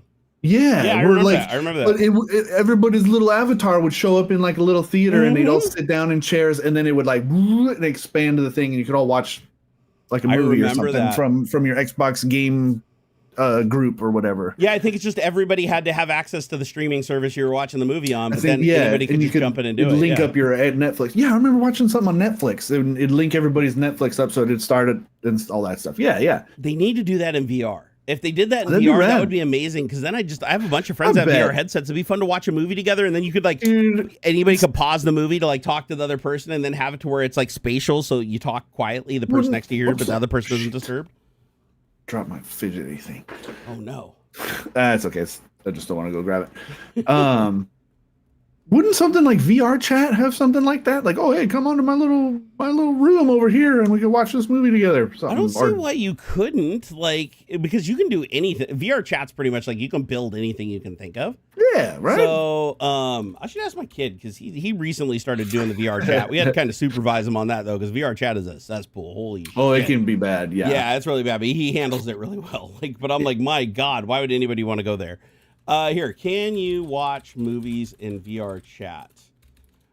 Are there any other VR apps that let you watch movies together with your friends? The Smash TV network says you can use Netflix in VR chat. Seriously? Okay, it says, yes, you can watch movies in VR chat, though it's a bit tricky, and there are several other VR apps designed specifically for shared movie theater experiences. Movie Worlds is a VR chat. It says VR chat used to have dedicated movie worlds, but then they were taken down. Now it's mostly YouTube worlds for custom setups. I can see that because of licensing issues and stuff, so they just allow pop. But still, if it's on YouTube, there's lots of movies on YouTube you can watch. Popcorn Palace, it says this is one of the most popular VR chat worlds for movies. You can enter it via this link, vr-m.net, to stream films or shows. And then it says limitations. Because VR chat doesn't officially license these movies, you're often relying on community-driven solutions. That means quality, legality issues, and untrusted URLs and settings that you have to enable to watch it. Okay. And then it says for other VR apps, there's Big Screen VR. That's the one I used, but I didn't know you could invite friends. So Big Screen VR says watch movies on a giant cinema screen. This is the one I use when I watch movies, where you can sit anywhere you want in the theater and watch it. Yeah. And it says here you can invite friends to private rooms or join public screenings. I didn't know you could do that. So there you go, right there. The app I've been using the whole time apparently supports shared experiences, and I didn't know that. There's another one called Cine VR. It says offers daily public screenings for new movies, plus private theaters, multiple themed environments, 7 atmospheres. It says you can watch the movies alone, with friends, or with a global audience if you choose. And then there's the MetaQuest Video and Oculus TV app. It says lets you stream services like Netflix, Disney Plus, Amazon Prime, and YouTube in a shared VR space. Works well for local co-watching videos if you both have Quest headsets. Oh, it requires everybody to have a Quest headset, but still, how did I not know this shit existed? Other VR movies. Okay, so apps like Skybox VR Player, Plex VR, Virtual Desktop allow you to stream your own files in theater-like settings. Oh, but this one requires DIY and only allows a single viewer. Okay, never mind. But there are. It looks like there's a ton of solutions, including the one I've been using. I had no idea you could just like invite people. So next time I do that, I'm gonna have to go into my friends list and see if I invite somebody, if they actually show up in the theater and can like watch and talk to me. That'd be awesome. Whoopi Go Man. That's a great name, by the way. Let's see here. But the sound is downgraded though. Audio is a game changer when it comes to cinema. Yeah, I mean, to an extent, I suppose, but it's not like it's going to be that bad. For me, I felt like the audio was fantastic when I was watching movies in big screen VR. Now, granted, I did have like a nice set of IEMs plugged into it, sticking in my ear holes, but but for me, it's like the movie experience is what I want. Like, if I want to just watch the movie, I'll just sit in my bed and just watch it on my big TV. The reason I'm putting on a VR headset is because either I want a huge theater experience with a giant screen and expansive environmental audio, or I want to share it with somebody else. You know, that's why I'd be doing it. And so if any of y'all out there have a Quest headset and you guys know of like shared movie experiences, hit me up on Discord sometime and I'll jump in there with you, because I want to experiment with it. That's one thing I haven't done yet, is like sit in a shared experience where a movie is playing. But now I know it's possible, so I'm gonna go check that out. Here, let me go open up the dashboard here. I want to thank a couple of more people here.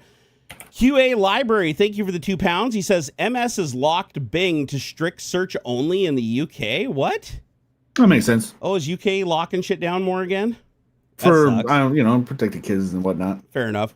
Whoopi Go Man, thank you for the $2 Canadian dues again. He said SG1 was cool. Hell yeah, it was. Yeah, it was. Stargate 1 is amazing. You know what though? I love Atlantis. I like Atlantis too. I love them. And both, I'm bummed they killed SGU when they did too. I was really getting into that. I liked where they were going with it and stuff. And I didn't like the first season. I'm going to be honest. I didn't like the first season of SGU, but then it started picking up and I really started getting into it. And like you said, they canceled it right when it was getting good.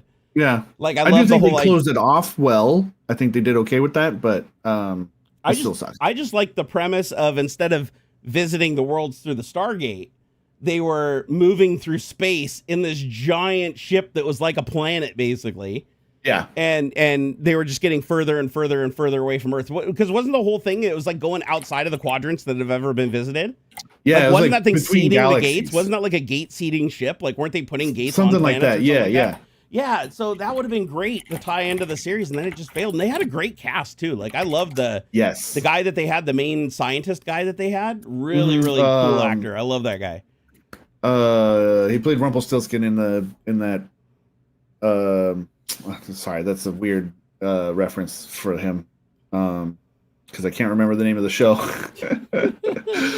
It was like Ever After, I think. It's so funny because he's played like so many roles, and I'm like trying to think of one off the top of my head. God, I can't think of any other one. The show was called Once Upon a Time. Oh, I watched that show. The Robert Carlyle. Yep, that's the dude. I just pulled him up. Yeah, no, I like that guy. He's been in so much shit though. Like, yeah, all kinds of stuff. I've seen this guy in so much stuff, but I can't think off the top of my head what it was. But this guy has always been. He's always played great roles. Oh yeah. But yeah, they fucking did him dirty, man, on the old Stargate SGU. Pele G59. Thank you for the 400 sexes. You wonderful bastard. You. He said, what VR headset do you recommend? David, nice to see you. Oh, yeah, earlier when we were talking about the VR headsets, I'd say if you want an all-around experience, the Quest 3 is like the average across the board. Like, does everything. It's the utility knife. If you're going to be doing more PC gaming and you don't mind being attached with a cable, the PSVR 2, shit, for that price now. What was it, $300? $200? 400. No, but it was on sale. Like on Amazon, I think it was $299. Oh, that's right. Yeah. So it's like, yeah, go get that. Plug it into your damn computer. You get the PSVR 2 adapter, so it's going to be another $50. And you plug it into your PC, and you have OLED. You have, I want to say it's only 90 hertz, but because they're using OLEDs, for some reason it feels like it's a lot faster than that. Like I don't see any problem with the frame rate in it whatsoever. I like it. And it's light. It's light on your head. That's what I like about it. If it's the first time you pick it up, you're almost mad because you're like, it weighs so little. You think you bought a piece of styrofoam with like screens taped into it, but then you quickly realize after playing in it for like 5 hours that there's a reason for that. Like it's absolutely amazing. Retro My Bits, thank you for the $5, dude. He said, "Hola mi familia 2.0. How are you guys?" Where do I suppose we're doing. I'm doing better today than I have been the whole last week. I mean, this last couple of weeks has been a fucking nightmare for me. But now I'm trying to find the charger for my battery for my e-bike because I need to get my e-bike out and start riding it again. Woo. I got to get outside, dude. I'm literally starting to feel like I'm becoming a shut-in. Like I literally go outside and I get like anxiety. What is it called? Agoraphobia or whatever. Like when you go outside, that's real stuff, man. Out. It's like I never was like that before. I could go to conventions and just be surrounded by people, and though it could be exhausting sometimes, and I need to take breaks. Now I go outside. It's like I get in my car and I feel claustrophobic, even just closing the door on my car. I go outside and it's like people are walking by, and it's like I feel a discomfort with that, unless it's like my neighbors that I know and stuff like that. But it's just weird. It feels like if I don't get out there and like start riding my bike around or do something, I'm gonna never do it again. Putch said, "Where the FedEx man at?" Oh. I'm wondering the same thing, man. I'm looking here. It says your driver Reginald is on the way, and I'm like, bruh, Reggie, you've been out since like 5:45 this morning, bro. Like, come on. You know what? You need to call FedEx and be like, "Hey, Reggie did me dirty the other day. Don't let him do it. Don't let it happen again." Oh no! Don't let it happen again. I talked to him yesterday. Oh, hopefully he does the right thing this time. Hopefully he does the right thing. Because maybe he's a new driver, give him the benefit of the doubt, and he just didn't know what to do in that situation. Now he knows. He'll figure it out. But it's like, you got to deliver the package. You work for a delivery company. Your job is to deliver packages. At least try. Yeah, your job is not to go around and say you tried and not deliver them. You know what I mean? Yeah. Fader's Luxurious Nuts said Jerry seems like the type of guy who doesn't put water on his toothpaste before brushing. What does that mean exactly? That is a weird insult. Yeah, I like those kind of strange, obscure. Like, oh, I bet you're the kind of guy who doesn't wash his legs in the shower. Yeah, it's like, is that a compliment or an insult? Like, I don't really know. Oh my god. Let's see here. If you have glasses when it comes to VR sets, that can be a little rough sometimes. I don't, but I can see where that would be a bit of a pain in the butt. If you need glasses, the two options that you have is get rid of your field of view and buy a headset that you can push the headset way from you so you can wear your glasses with it. I believe you can do that with a Quest 3. However, the optimal experience is to get your prescription lenses made for the VR headset. It's supported. The PSVR 2, you can change the lenses. The Quest 3, you can put an overlens, like a thin overlens, like you get them made and they pop right over. They're like magnetic or something. That's gotta be pricey though. Actually, I would say it's like 50 or $100 or something. It's really? I mean, it's not crazy for what it is. I mean, you spend more on glasses. I would have thought, yeah, it's like is not the lenses the expensive part of the glasses? How much are custom lenses for PSVR 2? I want to say that they were like around $100. Let's see here. So here's the breakdown for the popular suppliers. So there's a company called On SVR. Right now they're on sale, $50 for anti-glare blue light coating available. That's the affordable entry option. Then there's VR Rocks. Those are $59 to $69. VR Opticam. Those are $79 plus. And VR Lens Lab is $69 to $79. And they all offer like Zeiss coating, gaming tints, like a whole bunch of shit you can add for like premium. But these are all optics that work with the PSVR 2. And let's see for Quest. How much are Quest 3 prescription lenses? Because that's the thing with VR is like if you wear your glasses in VR, you always have to eat a bunch of your peripheral vision, and it kind of ruins it for me. Like honestly, like you don't want that. Get the lenses so you can get your eyeball right up against it. Yeah, it looks like it's about the same even for Quest 3. The AM VR shop does it for $45. So highly refractive index lenses, blue light and anti-reflective coatings, and magnetic frames. Budget-friendly option. Then there's Reloptics. That's what it is. Reloptics. They're $70 to $89. Then there's Zenny Optical. These are official Meta partners. Like so these are official Meta lenses that are guaranteed to work and certified by Meta or whatever. These are like $59 to $69. And then Amazon has their own set of lenses for it too that are $49 to $59. So yeah, you're looking at, it looks like an average about $60 across the board to get yourself prescription lenses for your VR.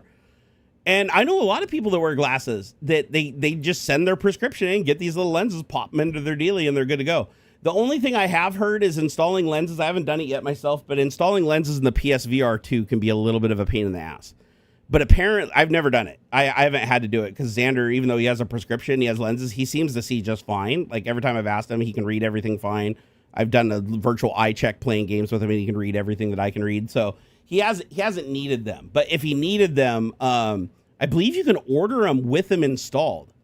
So if you order the PSVR 2 directly from Sony, I believe you can actually, in the cart, you do your checkout, and you give it your prescription.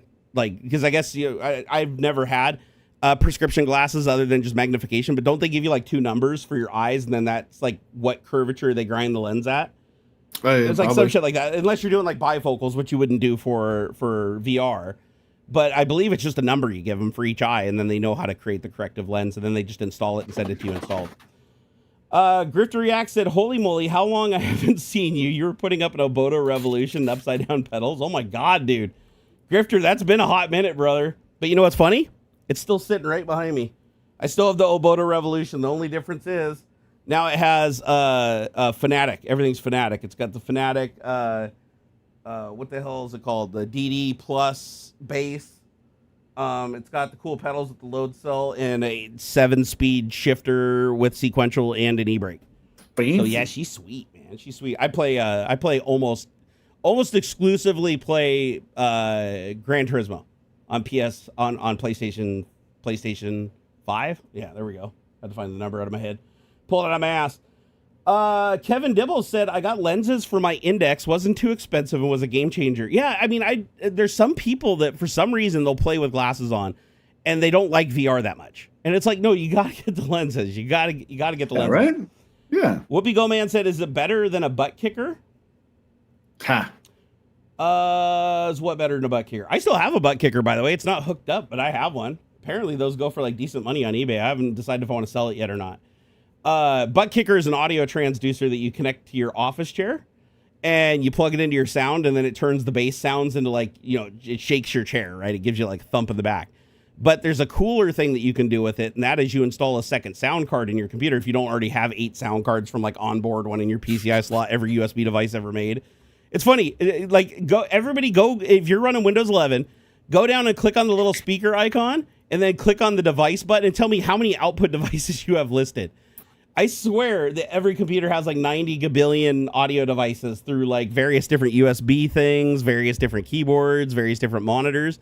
Like right now, if I look at my output device list in Windows, I have center TV, left TV, right TV, headphones, Sennheiser Urbanite wireless, right TV audio, left TV audio.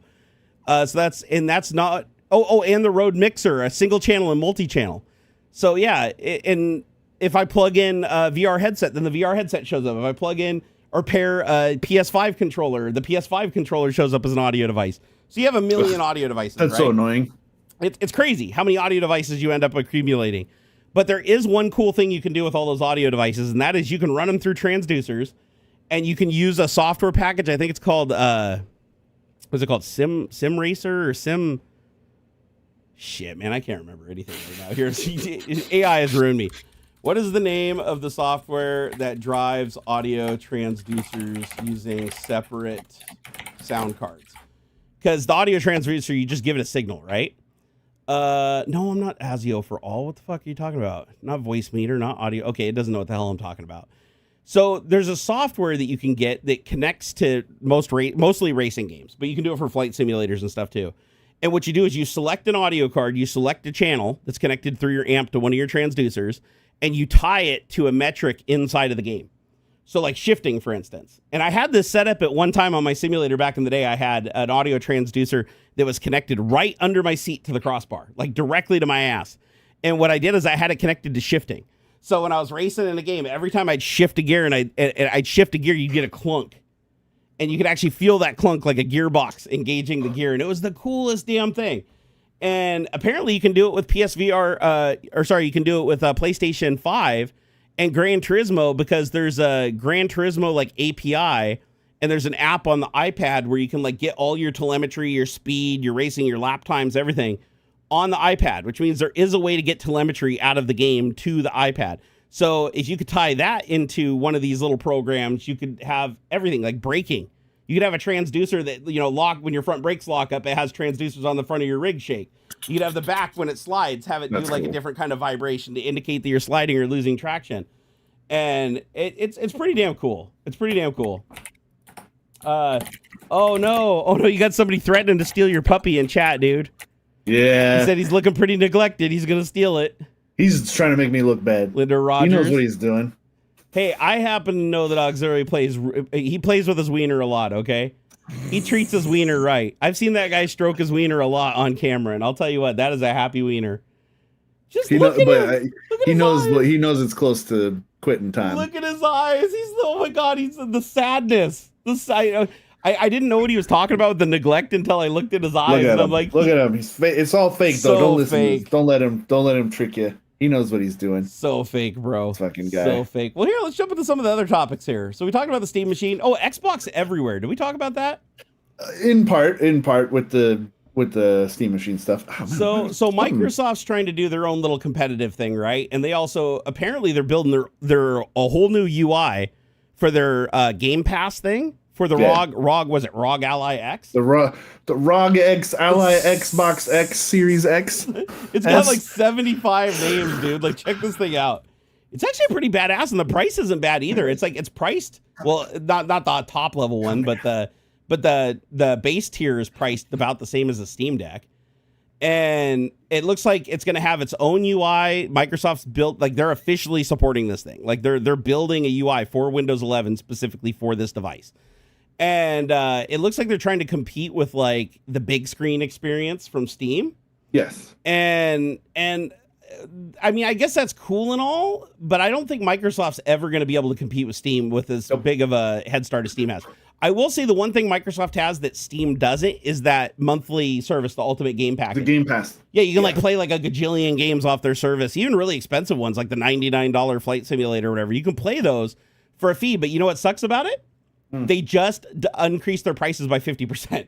Oh, I did see about that. Yeah, and I had to read about it on frickin' Tom's Hardware for crying out loud. So I'm going to probably go cancel it because I don't think I play enough games on it to really justify keeping it at that price. But I want to say it was like $20 a month. And now so they increased it last year to $20 and now it's going up to $30 a month.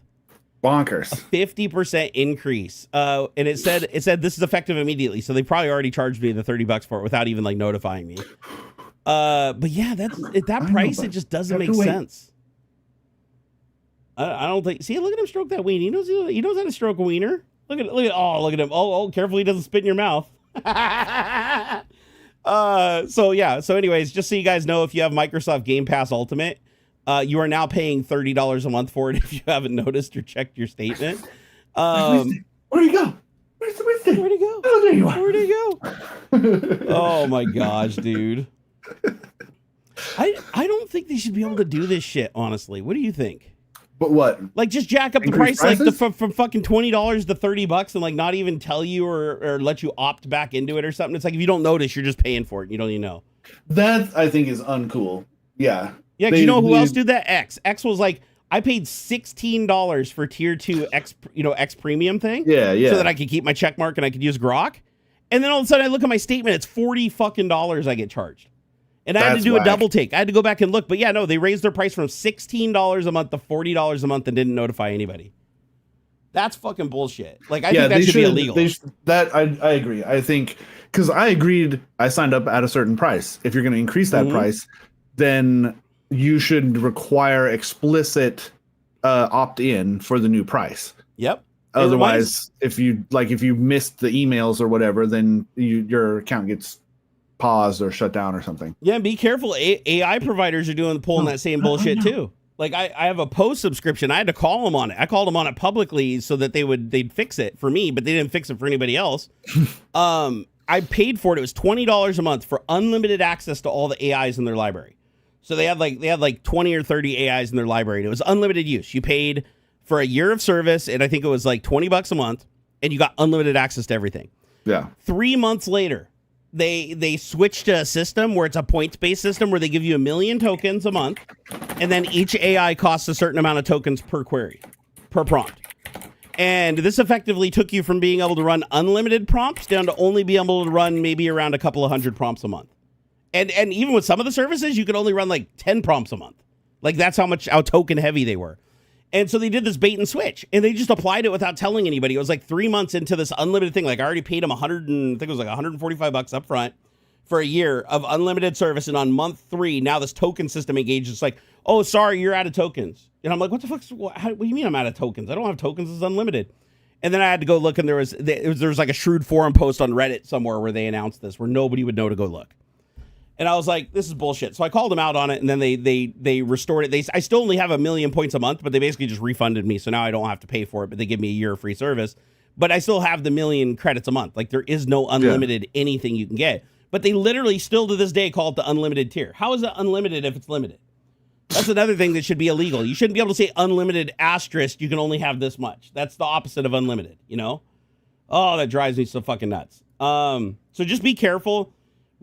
Go every month, honestly, and I should be doing this myself in practice when I teach, but go look at how much you're paying for every one of these services every month, because it seems like it's really commonplace now for these companies. Netflix does it too. Have you seen Netflix, how much they increase their shit like every 6 months or a year? Yeah. It's like, I thought I was paying $9. Like, what's most irritating is they keep doing that stuff and then like canceling their good shows, and I don't know. It's just we're coming back around to fucking cable. You know, you pay a bunch of. I think it's more expensive. Individual stuff. I feel like it's more expensive than cable now. I think so. And honestly, we're just gonna wrap back around to piracy. You're just gonna see piracy come back in a big way. I mean, a lot of it hasn't gone that far away, of course, but yeah, it's. Yeah, you're gonna pick honestly, one or two, sense. Or you'll do a bundle thing. Like, I like I have the Hulu, Disney Plus, HBO bundle for whatever it is, 27. I think it's like $27, something like that. And I like that. It's got most everything. And then of course I got the Prime Video because it's part of Prime. That was another sneaky, shitty snitcheroo that they did. they say, oh, hey, in a couple months, you're going to start getting ads on your Prime Video. If you want no ads, you got to start paying us $3 extra on top of your yearly $160 Prime. And this is after they already increased it. Like they already increased it once, and then right after they're like, oh, but you're going to watch ads. You're going to get ads with it. And again, although I do find the value, even with ads, I find the value to be worth the yearly Prime subscription. I mean, actually, BT Dubs, if you're paying for Prime and you're at all a gamer, look into fucking. They just recently changed. You get access to the Amazon Luna now as part of your Prime subscription. I think they're pulling back some of the free games that they used to give away every month or week or whatever. But there's a huge library of games that you can stream. You basically just fucking go to the website. I got like a couple minutes into that new Indiana Jones game, and I keep forgetting because I'm like, bro, I don't want to spend $70 to buy this fucking game. But it's a part of my Prime sub, and it was working. I think I tried it out on my laptop, my work laptop. And it was the first few minutes of it was smooth as silk, man. I was shocked. It felt, and it's so weird because it's literally in a browser window. It just will full screen it, like Chrome takes over the screen. You gotta fuss, to get it out of full screen mode. But man, it's very smooth, and I was like, okay, now I'm a little bit more okay with my whatever it is, $160 a month or $160 a year. I never for Prime. heard about this until you just told me, and now I'm like using it right now. Just like 2 months ago or something. They because it used to be like a separate thing you have to pay for, like Xbox streaming F11 to unfull screen. Oh, no, you have to hold it down. Yeah. Oh god. Okay. Exit game. Yeah. It worked. But it is super smooth. It's great. Sorry, guys. If you have Amazon Prime, check it out. There's a big library of games you can stream through it, and I only just now remembered myself. I think I found out about it in a fucking email or something. Because I didn't hear about it from you. I've had Prime forever, and I had no idea there was this Luna service. Yeah, and they only added it to your Prime thing as fairly recently. I want to say a couple. Maybe it's probably more than a couple. I've discovered it a couple months ago. So right now, the top games on their platform that you can play right now for free is Madden 26. That's number one. Hogwarts Legacy. Nerds. That's actually a pretty fun game, by the way. Hogwarts Legacy. It was really rad. It's pretty good. I mean, fuck J.K. Rowling, but Legacy's she's a piece of shit, but I like the game. Courtroom Chaos starring Snoop Dogg. I didn't even know that was a game. I've heard that is just a bunch of AI slop. It's like full AI dev. Amazon put a bunch of. That's why they fired like 1,500 people, or they're closing down their Amazon game studios thing. It's like all fucking. It's all AI vibe coded. You know what sucks? You know what sucks? Like is it's number 3, shit. Dude. It's literally number 3 on their platform. Yeah. There's Angry Birds Flock Party, Sonic Mania, Garfield Karts 2. It looks like a Mario Kart ripoff. Ooh, Indiana Jones and the Great Circle? Yeah. That's what I'm saying. Oh, damn. That's like a triple A that title. That alone makes it worth it. I'm not, like I said, I don't want to spend $70, $80 on that game. You know how much GPU? I was this close to pirating it. You know how much GPU that thing eats to play? Like, that thing is one of the most GPU-heavy games I've ever played. And it looks crispy, dude. It's fucking butter. It's so good. Wow. So, you got Fortnite on here. Fortnite Exploding Kittens on my 2. Xbox. So wait, you don't have to pay anything extra? Like all these games are free to play? It's wrapped up in your Prime sub. And they got Moto GP 25, Bus Simulator 20. My son loves Bus Simulator. Bus Simulator. Yeah, you literally drive around and like pick people up and drop them off your bus driver. I love, but I really loved Euro Truck Simulator and stuff. Euro Truck's awesome. I wish they made an American version. That'd be another one to do in VR. Oh, that would be rad to do in VR. I played it in VR. It's awesome. It's absolutely awesome. Gotta be freaking cool, because like you could look and then like look out the sides and stuff, and it's like, because I've seen dudes put up like mega like build out the interior of a big rig, 100%. like it's a racing simulator, and not having to put all that money into a physical one.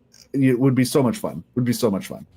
Dude, this is crazy. I had no idea, because I have Amazon Prime, because Amazon Prime, any price is worth it if you order shit from Amazon every day. Same. Because every time hold on, I think I got it. This might be the guy. Dude, go. Come on.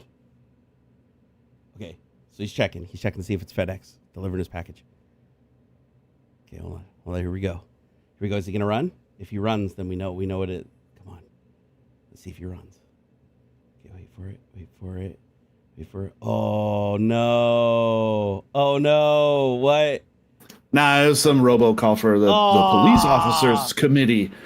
Dude, we were like sitting here like, come on, run, like, bro, run. It's gonna be. Oh my god! I know the second it hits 2 p.m., I know you're gonna be like, all right, guys, take it easy, sailor. You go sit down on the curb. I don't know what to do. Like, yeah, sit in the lobby Dude, or something. Literally like, go outside, like grab a folding chair if you got one, and go sit your ass out there because you do not want to miss that.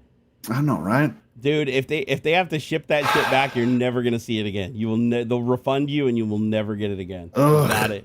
You got to do it, bro. I know. You gotta do it. I just want my stuff. He's hurting so bad.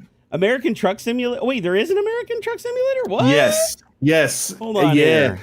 And because the United States is so big, they've had to put out DLCs for into California, Oregon, Washington. I think the base game is like Arizona.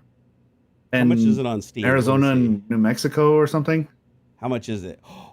It's only $20. What? For the base? That sounds about right. Yeah. Oh, I'm getting that. I'm getting that for Xander, and I will have a kick out of this, dude. Like, we will love this. And then they have DLCs for like the West Coast, and I don't think they have all of the United States yet. Yeah, because my gripe with Euro Truck is like you have to know all the different traffic laws and like the different driving on the wrong side. It's pretty straightforward though. I prefer it like in America. At least I know all the driving rules and I like drive on the right side of the road and shit. Because I did have some problems with that with Euro Truck. I'd end up going the wrong route. There's only like 2 places in all of the EU that do the left side of the road. It's not as common. No, but you're driving on the other side though. Like that part drives me nuts. Like I want to drive a rig where I'm sitting on the proper side. I want the shifter right here so I can be on my rig, you know, and be like shift. You know what I'd love to do though is like you said, build the simulator where you have the big, huge fucking like bus wheel, you know, where you can do this. I've seen them. Yeah, that's what man. I want the like low ratio steering. The Metal Hat Man said I would just play DCS probably. DCS is awesome, but it's too expensive. Yeah.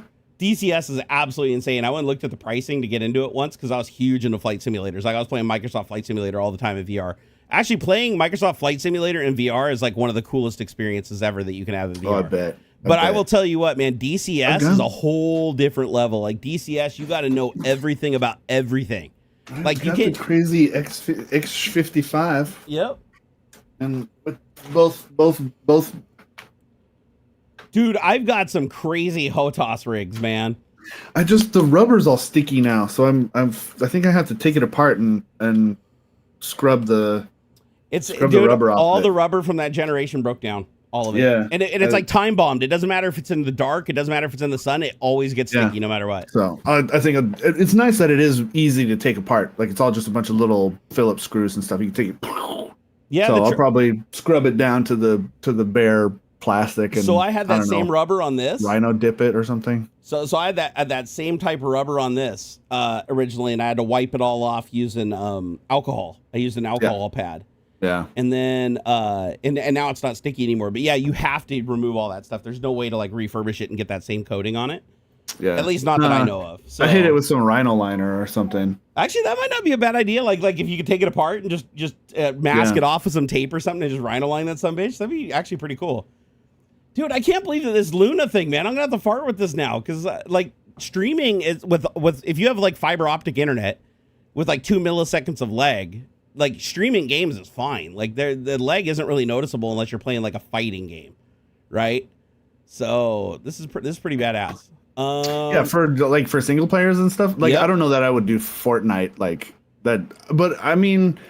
Maybe the input lag might not be that bad. Well, if you think about it, on a lot of gaming setups, so you're playing on like a big TV, and you're playing through like a console, and you have like lag with gaming modes disabled on the TV, or you don't have a gaming mode. You can already have upward of like 50 milliseconds between controller to game.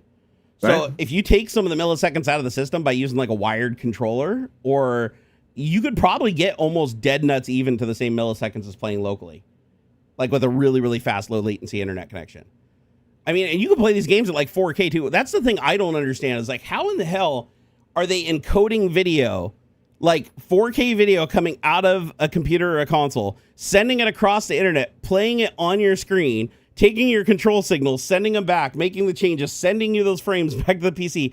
And it's doing it with like milliseconds of latency when it's having to encode each frame, like 4K frame down to small enough to send over the wire. It just blows my fucking mind. They must be using UDP or something. There's no fucking way they're using TCP for that. It's bonkers. Whoopi Goldman said Nadella doesn't give a fuck about gaming. That's why Xbox is suffering now. Nadella doesn't give a fuck about anything but money. Microsoft really needs to spin off, or I don't know, the government step in and fucking make Microsoft spin Xbox out into its own thing. It's I don't get it. Well, if they care too much about Azure and their data center bullshit, and it just sucks, man. They bought Halo and all that stuff, and they're not doing nothing with it. They own fucking Gears of War, and they're not doing nothing with it. Like same with. I mean, honestly, Microsoft's already been broken up multiple times. The gaming industry needs to collapse. I'm just gonna come out right out and say it. The gaming industry needs to collapse, just flat out. EA needs to go bankrupt. Ubisoft's on the edge of going bankrupt anyway. All these big boys, Activision, Blizzard, all of them need to fucking just fail. And we need to start back up with a developer, the people-centric companies and stuff. It'd be too many fucking number crunching dweebs like fucking Bobby Kotick, who fucking ruined Activision. And it's gross. All of this fucking stuff where they come out and they say, we're gonna squeeze all the Diablo players for everything they're worth. We're gonna just make them, every fucking penny we possibly can. Activision doesn't even do anything anymore. It's COD and Madden. Like what the fuck does Activision even do anymore? You know what? It's just. I feel like these companies have so much fucking money because people complain, but they still buy their shit, that there's no incentive for them to do any better. Like, that's why all these companies release like their fucking alphas and make us be the beta testers. It's like they can get away with it because we don't fight back. It's like I'm kind of with you that I think that piracy needs to just get to the fucking point again. Sure. Where it's so fucking rampant that these companies really have to up their game to like make it worth it for people to buy their shit. Yep, and I agree, Pook. Film industry too. It's outrageous. 100%. What are we doing? $250 million budgets for these movies? Outrageous. I'd rather have 10 $25 million movies than one $250 million. Agreed, because I think it's that ridiculous. The more money that goes into it doesn't give you that same amount of return. It's grift, man. It's the movie didn't cost $250 million. Isn't there a movie that was like $1 billion adjusted for today? Fucking Avatar, man. Avatar. I don't think Avatar was the most expensive movie. I want to say there was. I bet. Here, what is the most expensive movie? Dude, I want to see. I need to watch a stream of the new Black Ops 7. The clips that I've seen of how outrageously fucking weird and ridiculous Black Ops 7 is. I need to watch it. I need to go and watch a VOD of somebody playing Black Ops 7 campaign. If anybody can put, half you guys can't actually post links, but if you guys can find me somewhere of somebody playing the Black Ops 7 campaign, please let me know, because the stuff that I have seen is I need an explanation. Like what is going on in that? Like, are they tripping? Did somebody like pump them full of hallucinogenic drugs? Because I've seen a clip of the campaign where they're fighting it's like this big kaiju freaking like skeleton monster or something, and I'm like, what is this? What is going on? Crazy, dude. So check this out. So you were right. Avatar is basically the most expensive at $400 million on the top end of the estimate. But there's a lot of $400 million productions adjusted for inflation throughout time. One of them was from 1959. So Cleopatra and Ben-Hur adjusted for inflation today, would be like 380 million. No, there is one that actually beat Avatar.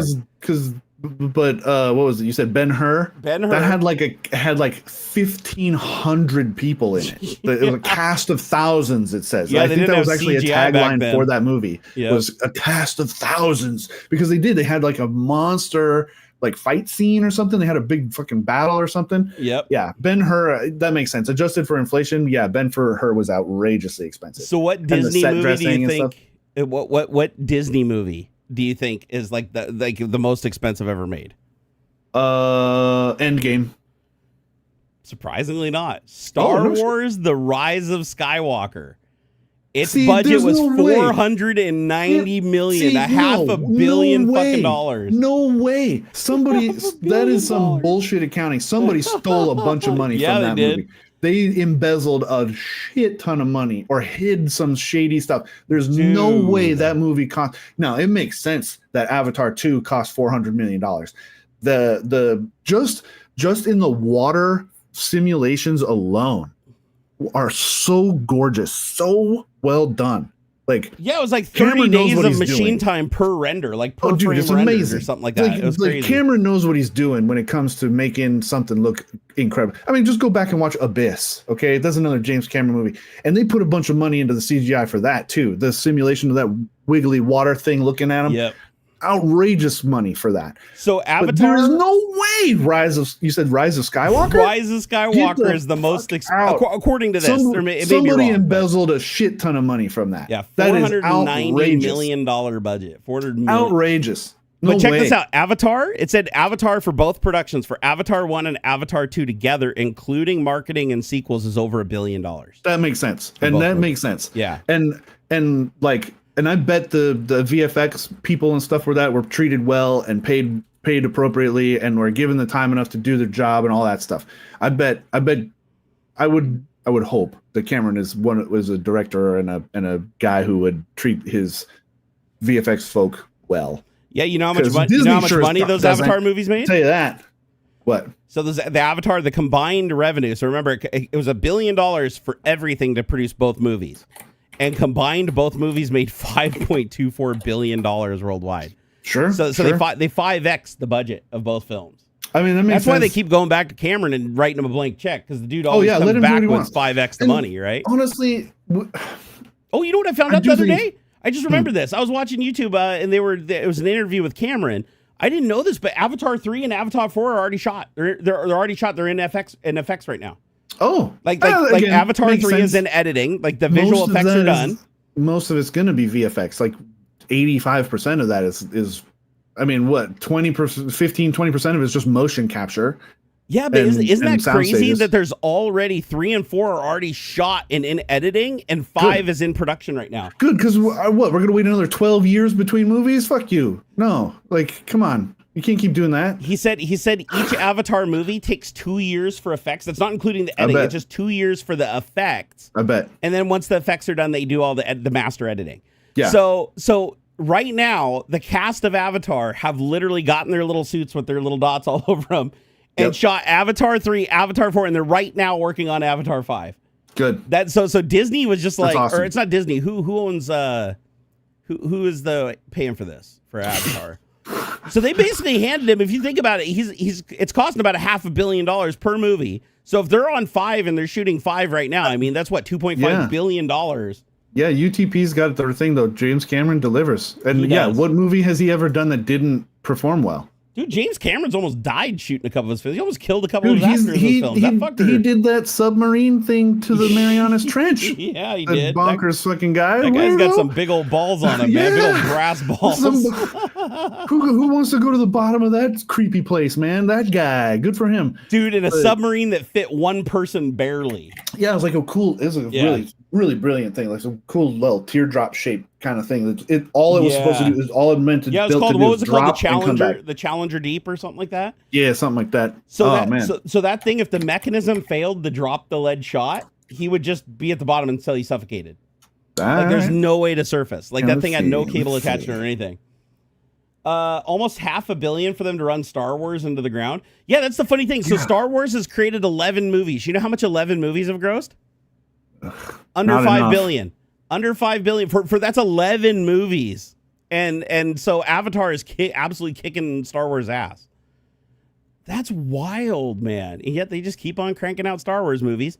And not every Star Wars movie was profitable either. What's weird to me is like you can totally tell, especially in the sequel trilogy, which I'm not a film critic. I like to give myself over to the story that's being told and stuff. I don't like to pick apart, but you can totally tell where they had the first one of the new trilogy. They had a plan. They had an idea.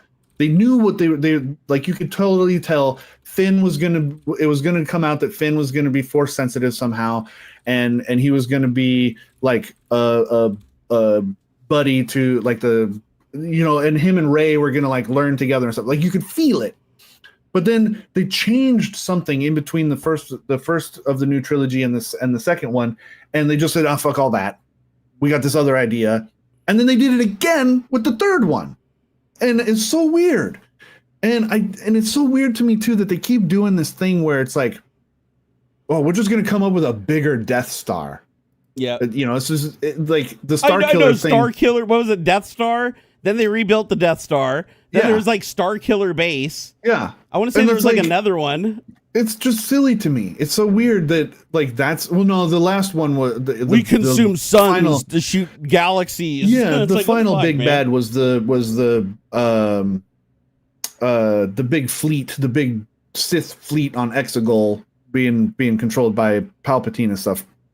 Which, hey, okay, fine. You want to bring Palpatine back and stuff with the weird, like, there's all kinds of. You could have linked that back to like Pelagius and stuff, and like, oh, I'm trying to live forever. It totally makes sense. But then to have Rey be Palpatine's granddaughter is fucking weird, and then like her dad is some. It's like, oh, like, Skywalker was like the dad of Luke, weird. So let's make it more family. So weird. Let's make Han Solo the dad of fucking Sith Lord, whatever. No, that's fine. That makes sense. Like, because Leia and Han's kid, it stands to reason that their kid would be force sensitive, but Rey.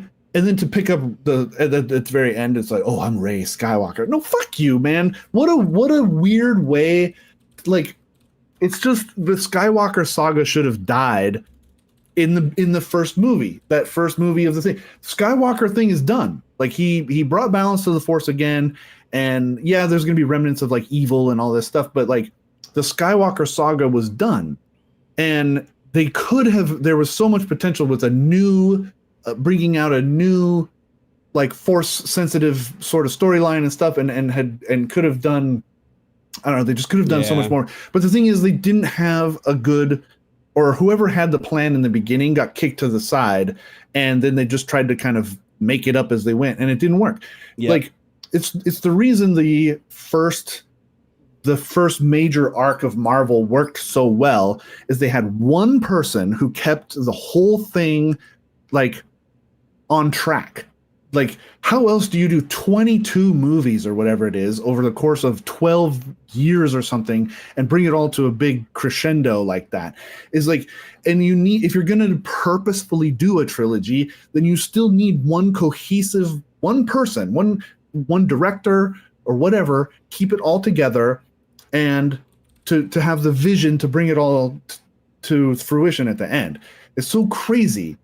And it just, they didn't do that, and it sucks, man. Like, James Gunn should be the boss for the new DC universe. Like, I 100% agree. Whether somebody else directs other movies, he needs to be the one who keeps the whole thing on track. You know, like, yes, somebody else can direct another movie, but it has to fit with Gunn's overall vision. I hate it when they change the direction in the middle of a franchise. That drives me fucking nuts. Weird. Because it ends up looking like completely different. Especially the biggest one would be like DC, the one that had Wonder Woman, Aquaman, Batman. What the hell was that called? DC. The DC EU. Yeah, where they tried universe. exactly. They tried.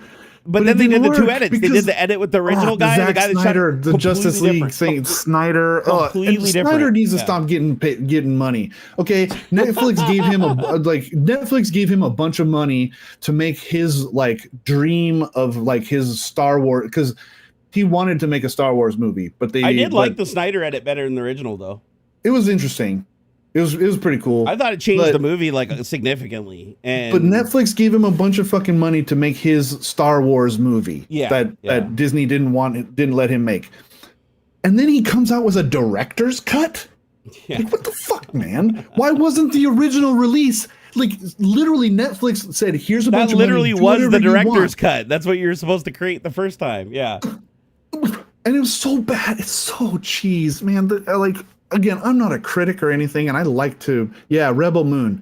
The Force Awakens was doo-doo. I agree too. I'd like to be told a story, okay? I've watched some terrible movies, and I've had a good time. Rebel Moon was so flat and just boring. There was no world building. There's no... Okay, you got like some space Nazis, I guess. I liked Mandalorian, but I didn't like the other spinoffs. Mandalorian was great. The other spinoffs sucked, in my opinion. I thought the Book of Boba Fett was fun too. I like these. Book of Boba Fett was good. I include that among the Mandalorian as far as I like them. I think there should be more of those sort of limited series where it's like 8 or 10 episodes and you tell a contained story and that's it. Like. Yep. I liked the Book of Boba Fett. They didn't have to do any more seasons or anything. It was an interesting look into, well, what the fuck happened to Boba Fett afterward? Great. Cool. And I think the Acolyte could have done, I'm so bummed they didn't keep going with the Acolyte. That would have been so cool and would have been such a great run-in to, it could have led right into I didn't even watch it. I need to watch it. It could have led right into episode 1. Like you basically could have been a look into how Palpatine becomes, gets hooked up with Pelagius and all of that stuff. Ahsoka's cool. I'm glad Andor was good. Andor is pretty good. I didn't watch the whole thing, but I liked it. Andor, top tier fucking show, top to bottom, start to finish. Andor is amazing, but it's done. Like I don't think they need a season 3. I think Andor leads right into Rogue One, and that's it. It's perfect. It's great. Andor's amazing. I get confused really easily, like watching all these little side quests and shit. Same thing with the MCU with like WandaVision and shit. I got so fucking off and confused. And then it's like you got to line them all up in your head when you're watching the next movie because there's always the tie-ins. And there's some that aren't tie-ins that they act like never happened. I do think they kind of let that go. I think they're. Is that considered like a multiverse happened somewhere else kind of thing? Yeah, you don't really have... I think they're kind of abandoning that with this phase. The multiverse is a cop-out, by the way. That was you don't have to watch a lot of the shows. By the way, you were right about the MCU being the top gross. Like, as far as like a whole franchise? Yeah. The MCU is the most profitable movie franchise in history. Up until Endgame. Like, the Thanos 31 billion. Saga. 31 billion grossed worldwide so far. It's awesome. 30 plus films interconnected since Iron Man in 2008. Yeah. That's crazy. So Endgame grossed 2.79 billion worldwide. Easy. Infinity War 2.5 billion. Think Avatar beat Endgame and Infinity War. That's crazy. Oh, for sure. Yeah, Spider-Man No Way Home only made I say only, but it's a lot. 1.92 billion. So it's hugely profitable franchise, but if you're looking at for return on investment over time, Avatar is just going to fucking dominate. Yeah. Like if they actually do complete the 5th Avatar and they release them all, that's gonna be what 2.5 billion per. Yeah, they're gonna catch MCU for and less movies. But again, MCU is so profitable, they're never gonna stop. They're just gonna go forever. Haven't they planned it out to like 40 50 movies or something for MCU? I saw this one thing where they had a leaderboard where it's like all the way out to like 20, 30 something. Vaguely, they do it in chunks in these phases. So they have these bigger arcs and stuff. So, but they had to change it a little bit because of the guy they had playing. Oh, is it one of those drama things where they had to his guy? The guy's name is Majors. I know he got in trouble for beating up his girlfriend, and so they fired him. I don't remember, but didn't that end up like he ended up getting like he was found innocent murky. Or something like that? Yeah, it got murky. Jonathan Majors. Yeah. That was who it was. Yeah. I remember that. So they had to pivot. They had to pivot the Kang. Thank you. That was the character he was making. They had to pivot that, and so now it's going to be Dr. Doom, which I think accelerated some of what they. I think it's accelerated some of what they were trying to accomplish. They wanted to do a bit of a multiverse. They killed Iron Man so they could bring back Duder as evil character. And I think they were going to lead to a Doom versus Kang thing toward the end. But but then the Jonathan Majors thing kind of fucked up their timeline and stuff. So it's called Doomsday, Avengers Doomsday. Is they're going to introduce Dr. Doom, which is going to be a variant of it will be. I guarantee this is how they're going to spin it. It's going to be Tony Stark of a different universe, but because there is a comic storyline where Stark is Doom, becomes Doom instead of Iron Man, or it's like some sort of body swap thing. I don't remember. I'm not really plugged into the comics. I do like digging into it when they I know ties in Deadpool, into the movies and stuff. In Deadpool, didn't they have Stark driving like one of the evil guy's cars, like with the Red Skull's car? Yeah. There was like a weird multiverse thing where he was like evil. No, he wasn't actually in it. It was like implied by the car. It was like maybe it was like an Iron Man car. It was clearly a Tony Stark car. Oh, I'll have to go back. It had Red Skull or something like that. Did you guys catch that? I'll have to watch it again because I did love Deadpool and Wolverine. That was such a that had to happen. That movie. All the Deadpool movies are freaking fun though, dude. It's so fun. I love those. And the thing I like about it is like they can go anywhere they want with them because he can break that fourth wall and do anything. And with the multiverse on top of that, it's like they can literally do anything. I'm excited for them to introduce X-Men. Which they've teased a couple times. They're going to do it, but they teased it at the end of the Marvel. What was it? The Marvels, right? With the Captain Marvel, Miss Marvel, and I can't remember what they call the Fontaine gal. Foundation's amazing on Apple TV. It's a great show, 100%. I should go though. My dog's tweaking. Oh yeah. No. I didn't realize the time. So all right, guys, we're gonna wrap it up. Yeah. And hey, once you get the delivery though, you got to announce it somewhere, dude. I will. Yeah. The community needs to know. I'll message you on Twitter or text you at least. Yeah. We're emotionally involved now. Yeah. All right. I'm stoked. So Mr. Vermirion, thank you for that €3.49. That was awesome too. He did a little bye there at the end. I love it. Star Wars Episode 7, The Force Awakens was pure doo-doo. Actually, I didn't like a lot of the Star Wars movies, honestly. I just went to the theater and watched them because my friends took me. The newer sequel trilogy, it just individually, they're not bad, I think. Yeah. But again, I'm not much of a critic and stuff. I like the thing. I like to be told a story, and I love Star Wars. I'm the kind of guy who like I will eat anything Star Wars that comes out. I will eat anything like Lord of the Rings. I'll give it to me. I want more from that universe. I just love the worlds, and I want stories from all over. Less so with Marvel. I mean, I will though. I think I've watched everything, all of the shows. I think I still need to finish the Agatha one. But I watched all of the Marvel stuff basically, because again, I like the world, the universes that they build, and I want to be told these stories because like they're fun, and I like to give myself over to. Yeah, you have to also like just ignore all the plot holes because MCU is heavily. That's the thing. It's like Star Wars heavily plot holes. It's not that kind of movie, man. Right? Like the Marvel does try really hard to stay consistent though. There have been some weird timeline issues and things where they pop up and say, "Oh, 8 years later," and I'm like, "Wait a sec, that doesn't add up right." But the way they have to like nerf characters because if they represent them the way they were in the comics, they would be too OP. Oh yeah, but it's also a different medium, right? Yeah, like comics, you can get away with a lot of different stuff. It's like cartoons versus live action. You can get away with a lot of craziness in. I have watched Foundation. I've watched all of it. I've also read all the books. I haven't seen it. Is it good or is it? Oh wow, it's fantastic. Oh, it is okay. Fantastic. I thought you were poo-pooing it with your little. No. I'm more just like I'm a nerd. It's called Foundation. Yeah, Foundation. It's on Apple TV. God, of course, is the one thing I don't have. Or just download it. Like whatever. I'll just go watch it on that magical Plex server where stuff magically shows up. I'm perfectly legal. Were you into reading all this different stuff? No, I got more into Star Wars in later in life, so I didn't read a lot of the XU stuff, the extended universe stuff. Oh, this looks baller.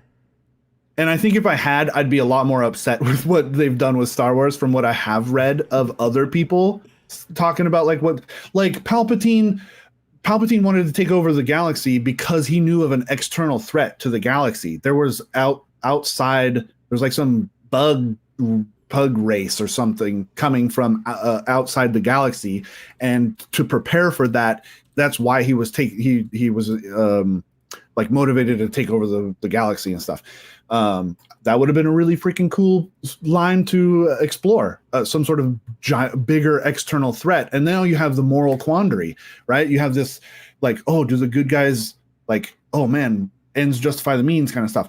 There could have been a lot more interesting explorations of broader bigger existential threats to the galaxy.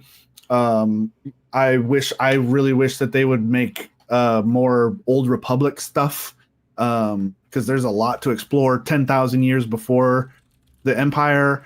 I've read some of that stuff, like Bane. I've read a lot of the stories with Bane, and the Rule of Two and all that stuff. Whatever, I could go on and on. You get me. You're way deeper than I am into it. I just like to see the shinies on the screen and the sounds go pew pew. But there's some really cool stuff that they could have explored, and they should, if only they would let there be a Kevin Feige or Feige. I don't know. Yeah. Whatever. They need one overarching executive producer to keep it all in track, and then let other creative people tell these stories, because they've done really well. I think really well with the shows. The movies have kind of hit and miss. But the shows, I mean, Endgame was phenomenal. I loved Endgame personally. No. All of Marvel, they've done tremendous. The new stuff, after Endgame and all that stuff, they've kind of fumbled a little bit. But I mean, for Star Wars, the TV shows are awesome. They've killed it with the shows for Star Wars, but again, they still need one overarching, like, mega executive producer to keep everything in line with a vision, a big, like, somebody. I feel like they're afraid though, because everybody gets like fucking canceled every 4.5 minutes. That's it too, man. Like, we gotta stop doing Acolyte. They should. Acolyte could have been so freaking cool. Just the fight scenes alone in Acolyte are amazing. Like, okay, but I gotta go. Thanks, you guys. Follow me on wherever. I love seeing you passionate, my bro. I love seeing you passionate. All right, go sit outside and get that package. Don't let that fucker screw you again. Serious. All right, guys. Go take the dog out, and then we'll be right back. Love your faces. We'll catch you next week. You guys can see me over on Twitch during the week. Also, this numbskull, if we can get him to stream more. All right, you guys have a wonderful weekend. Peace out. Later. Ooh, what a world.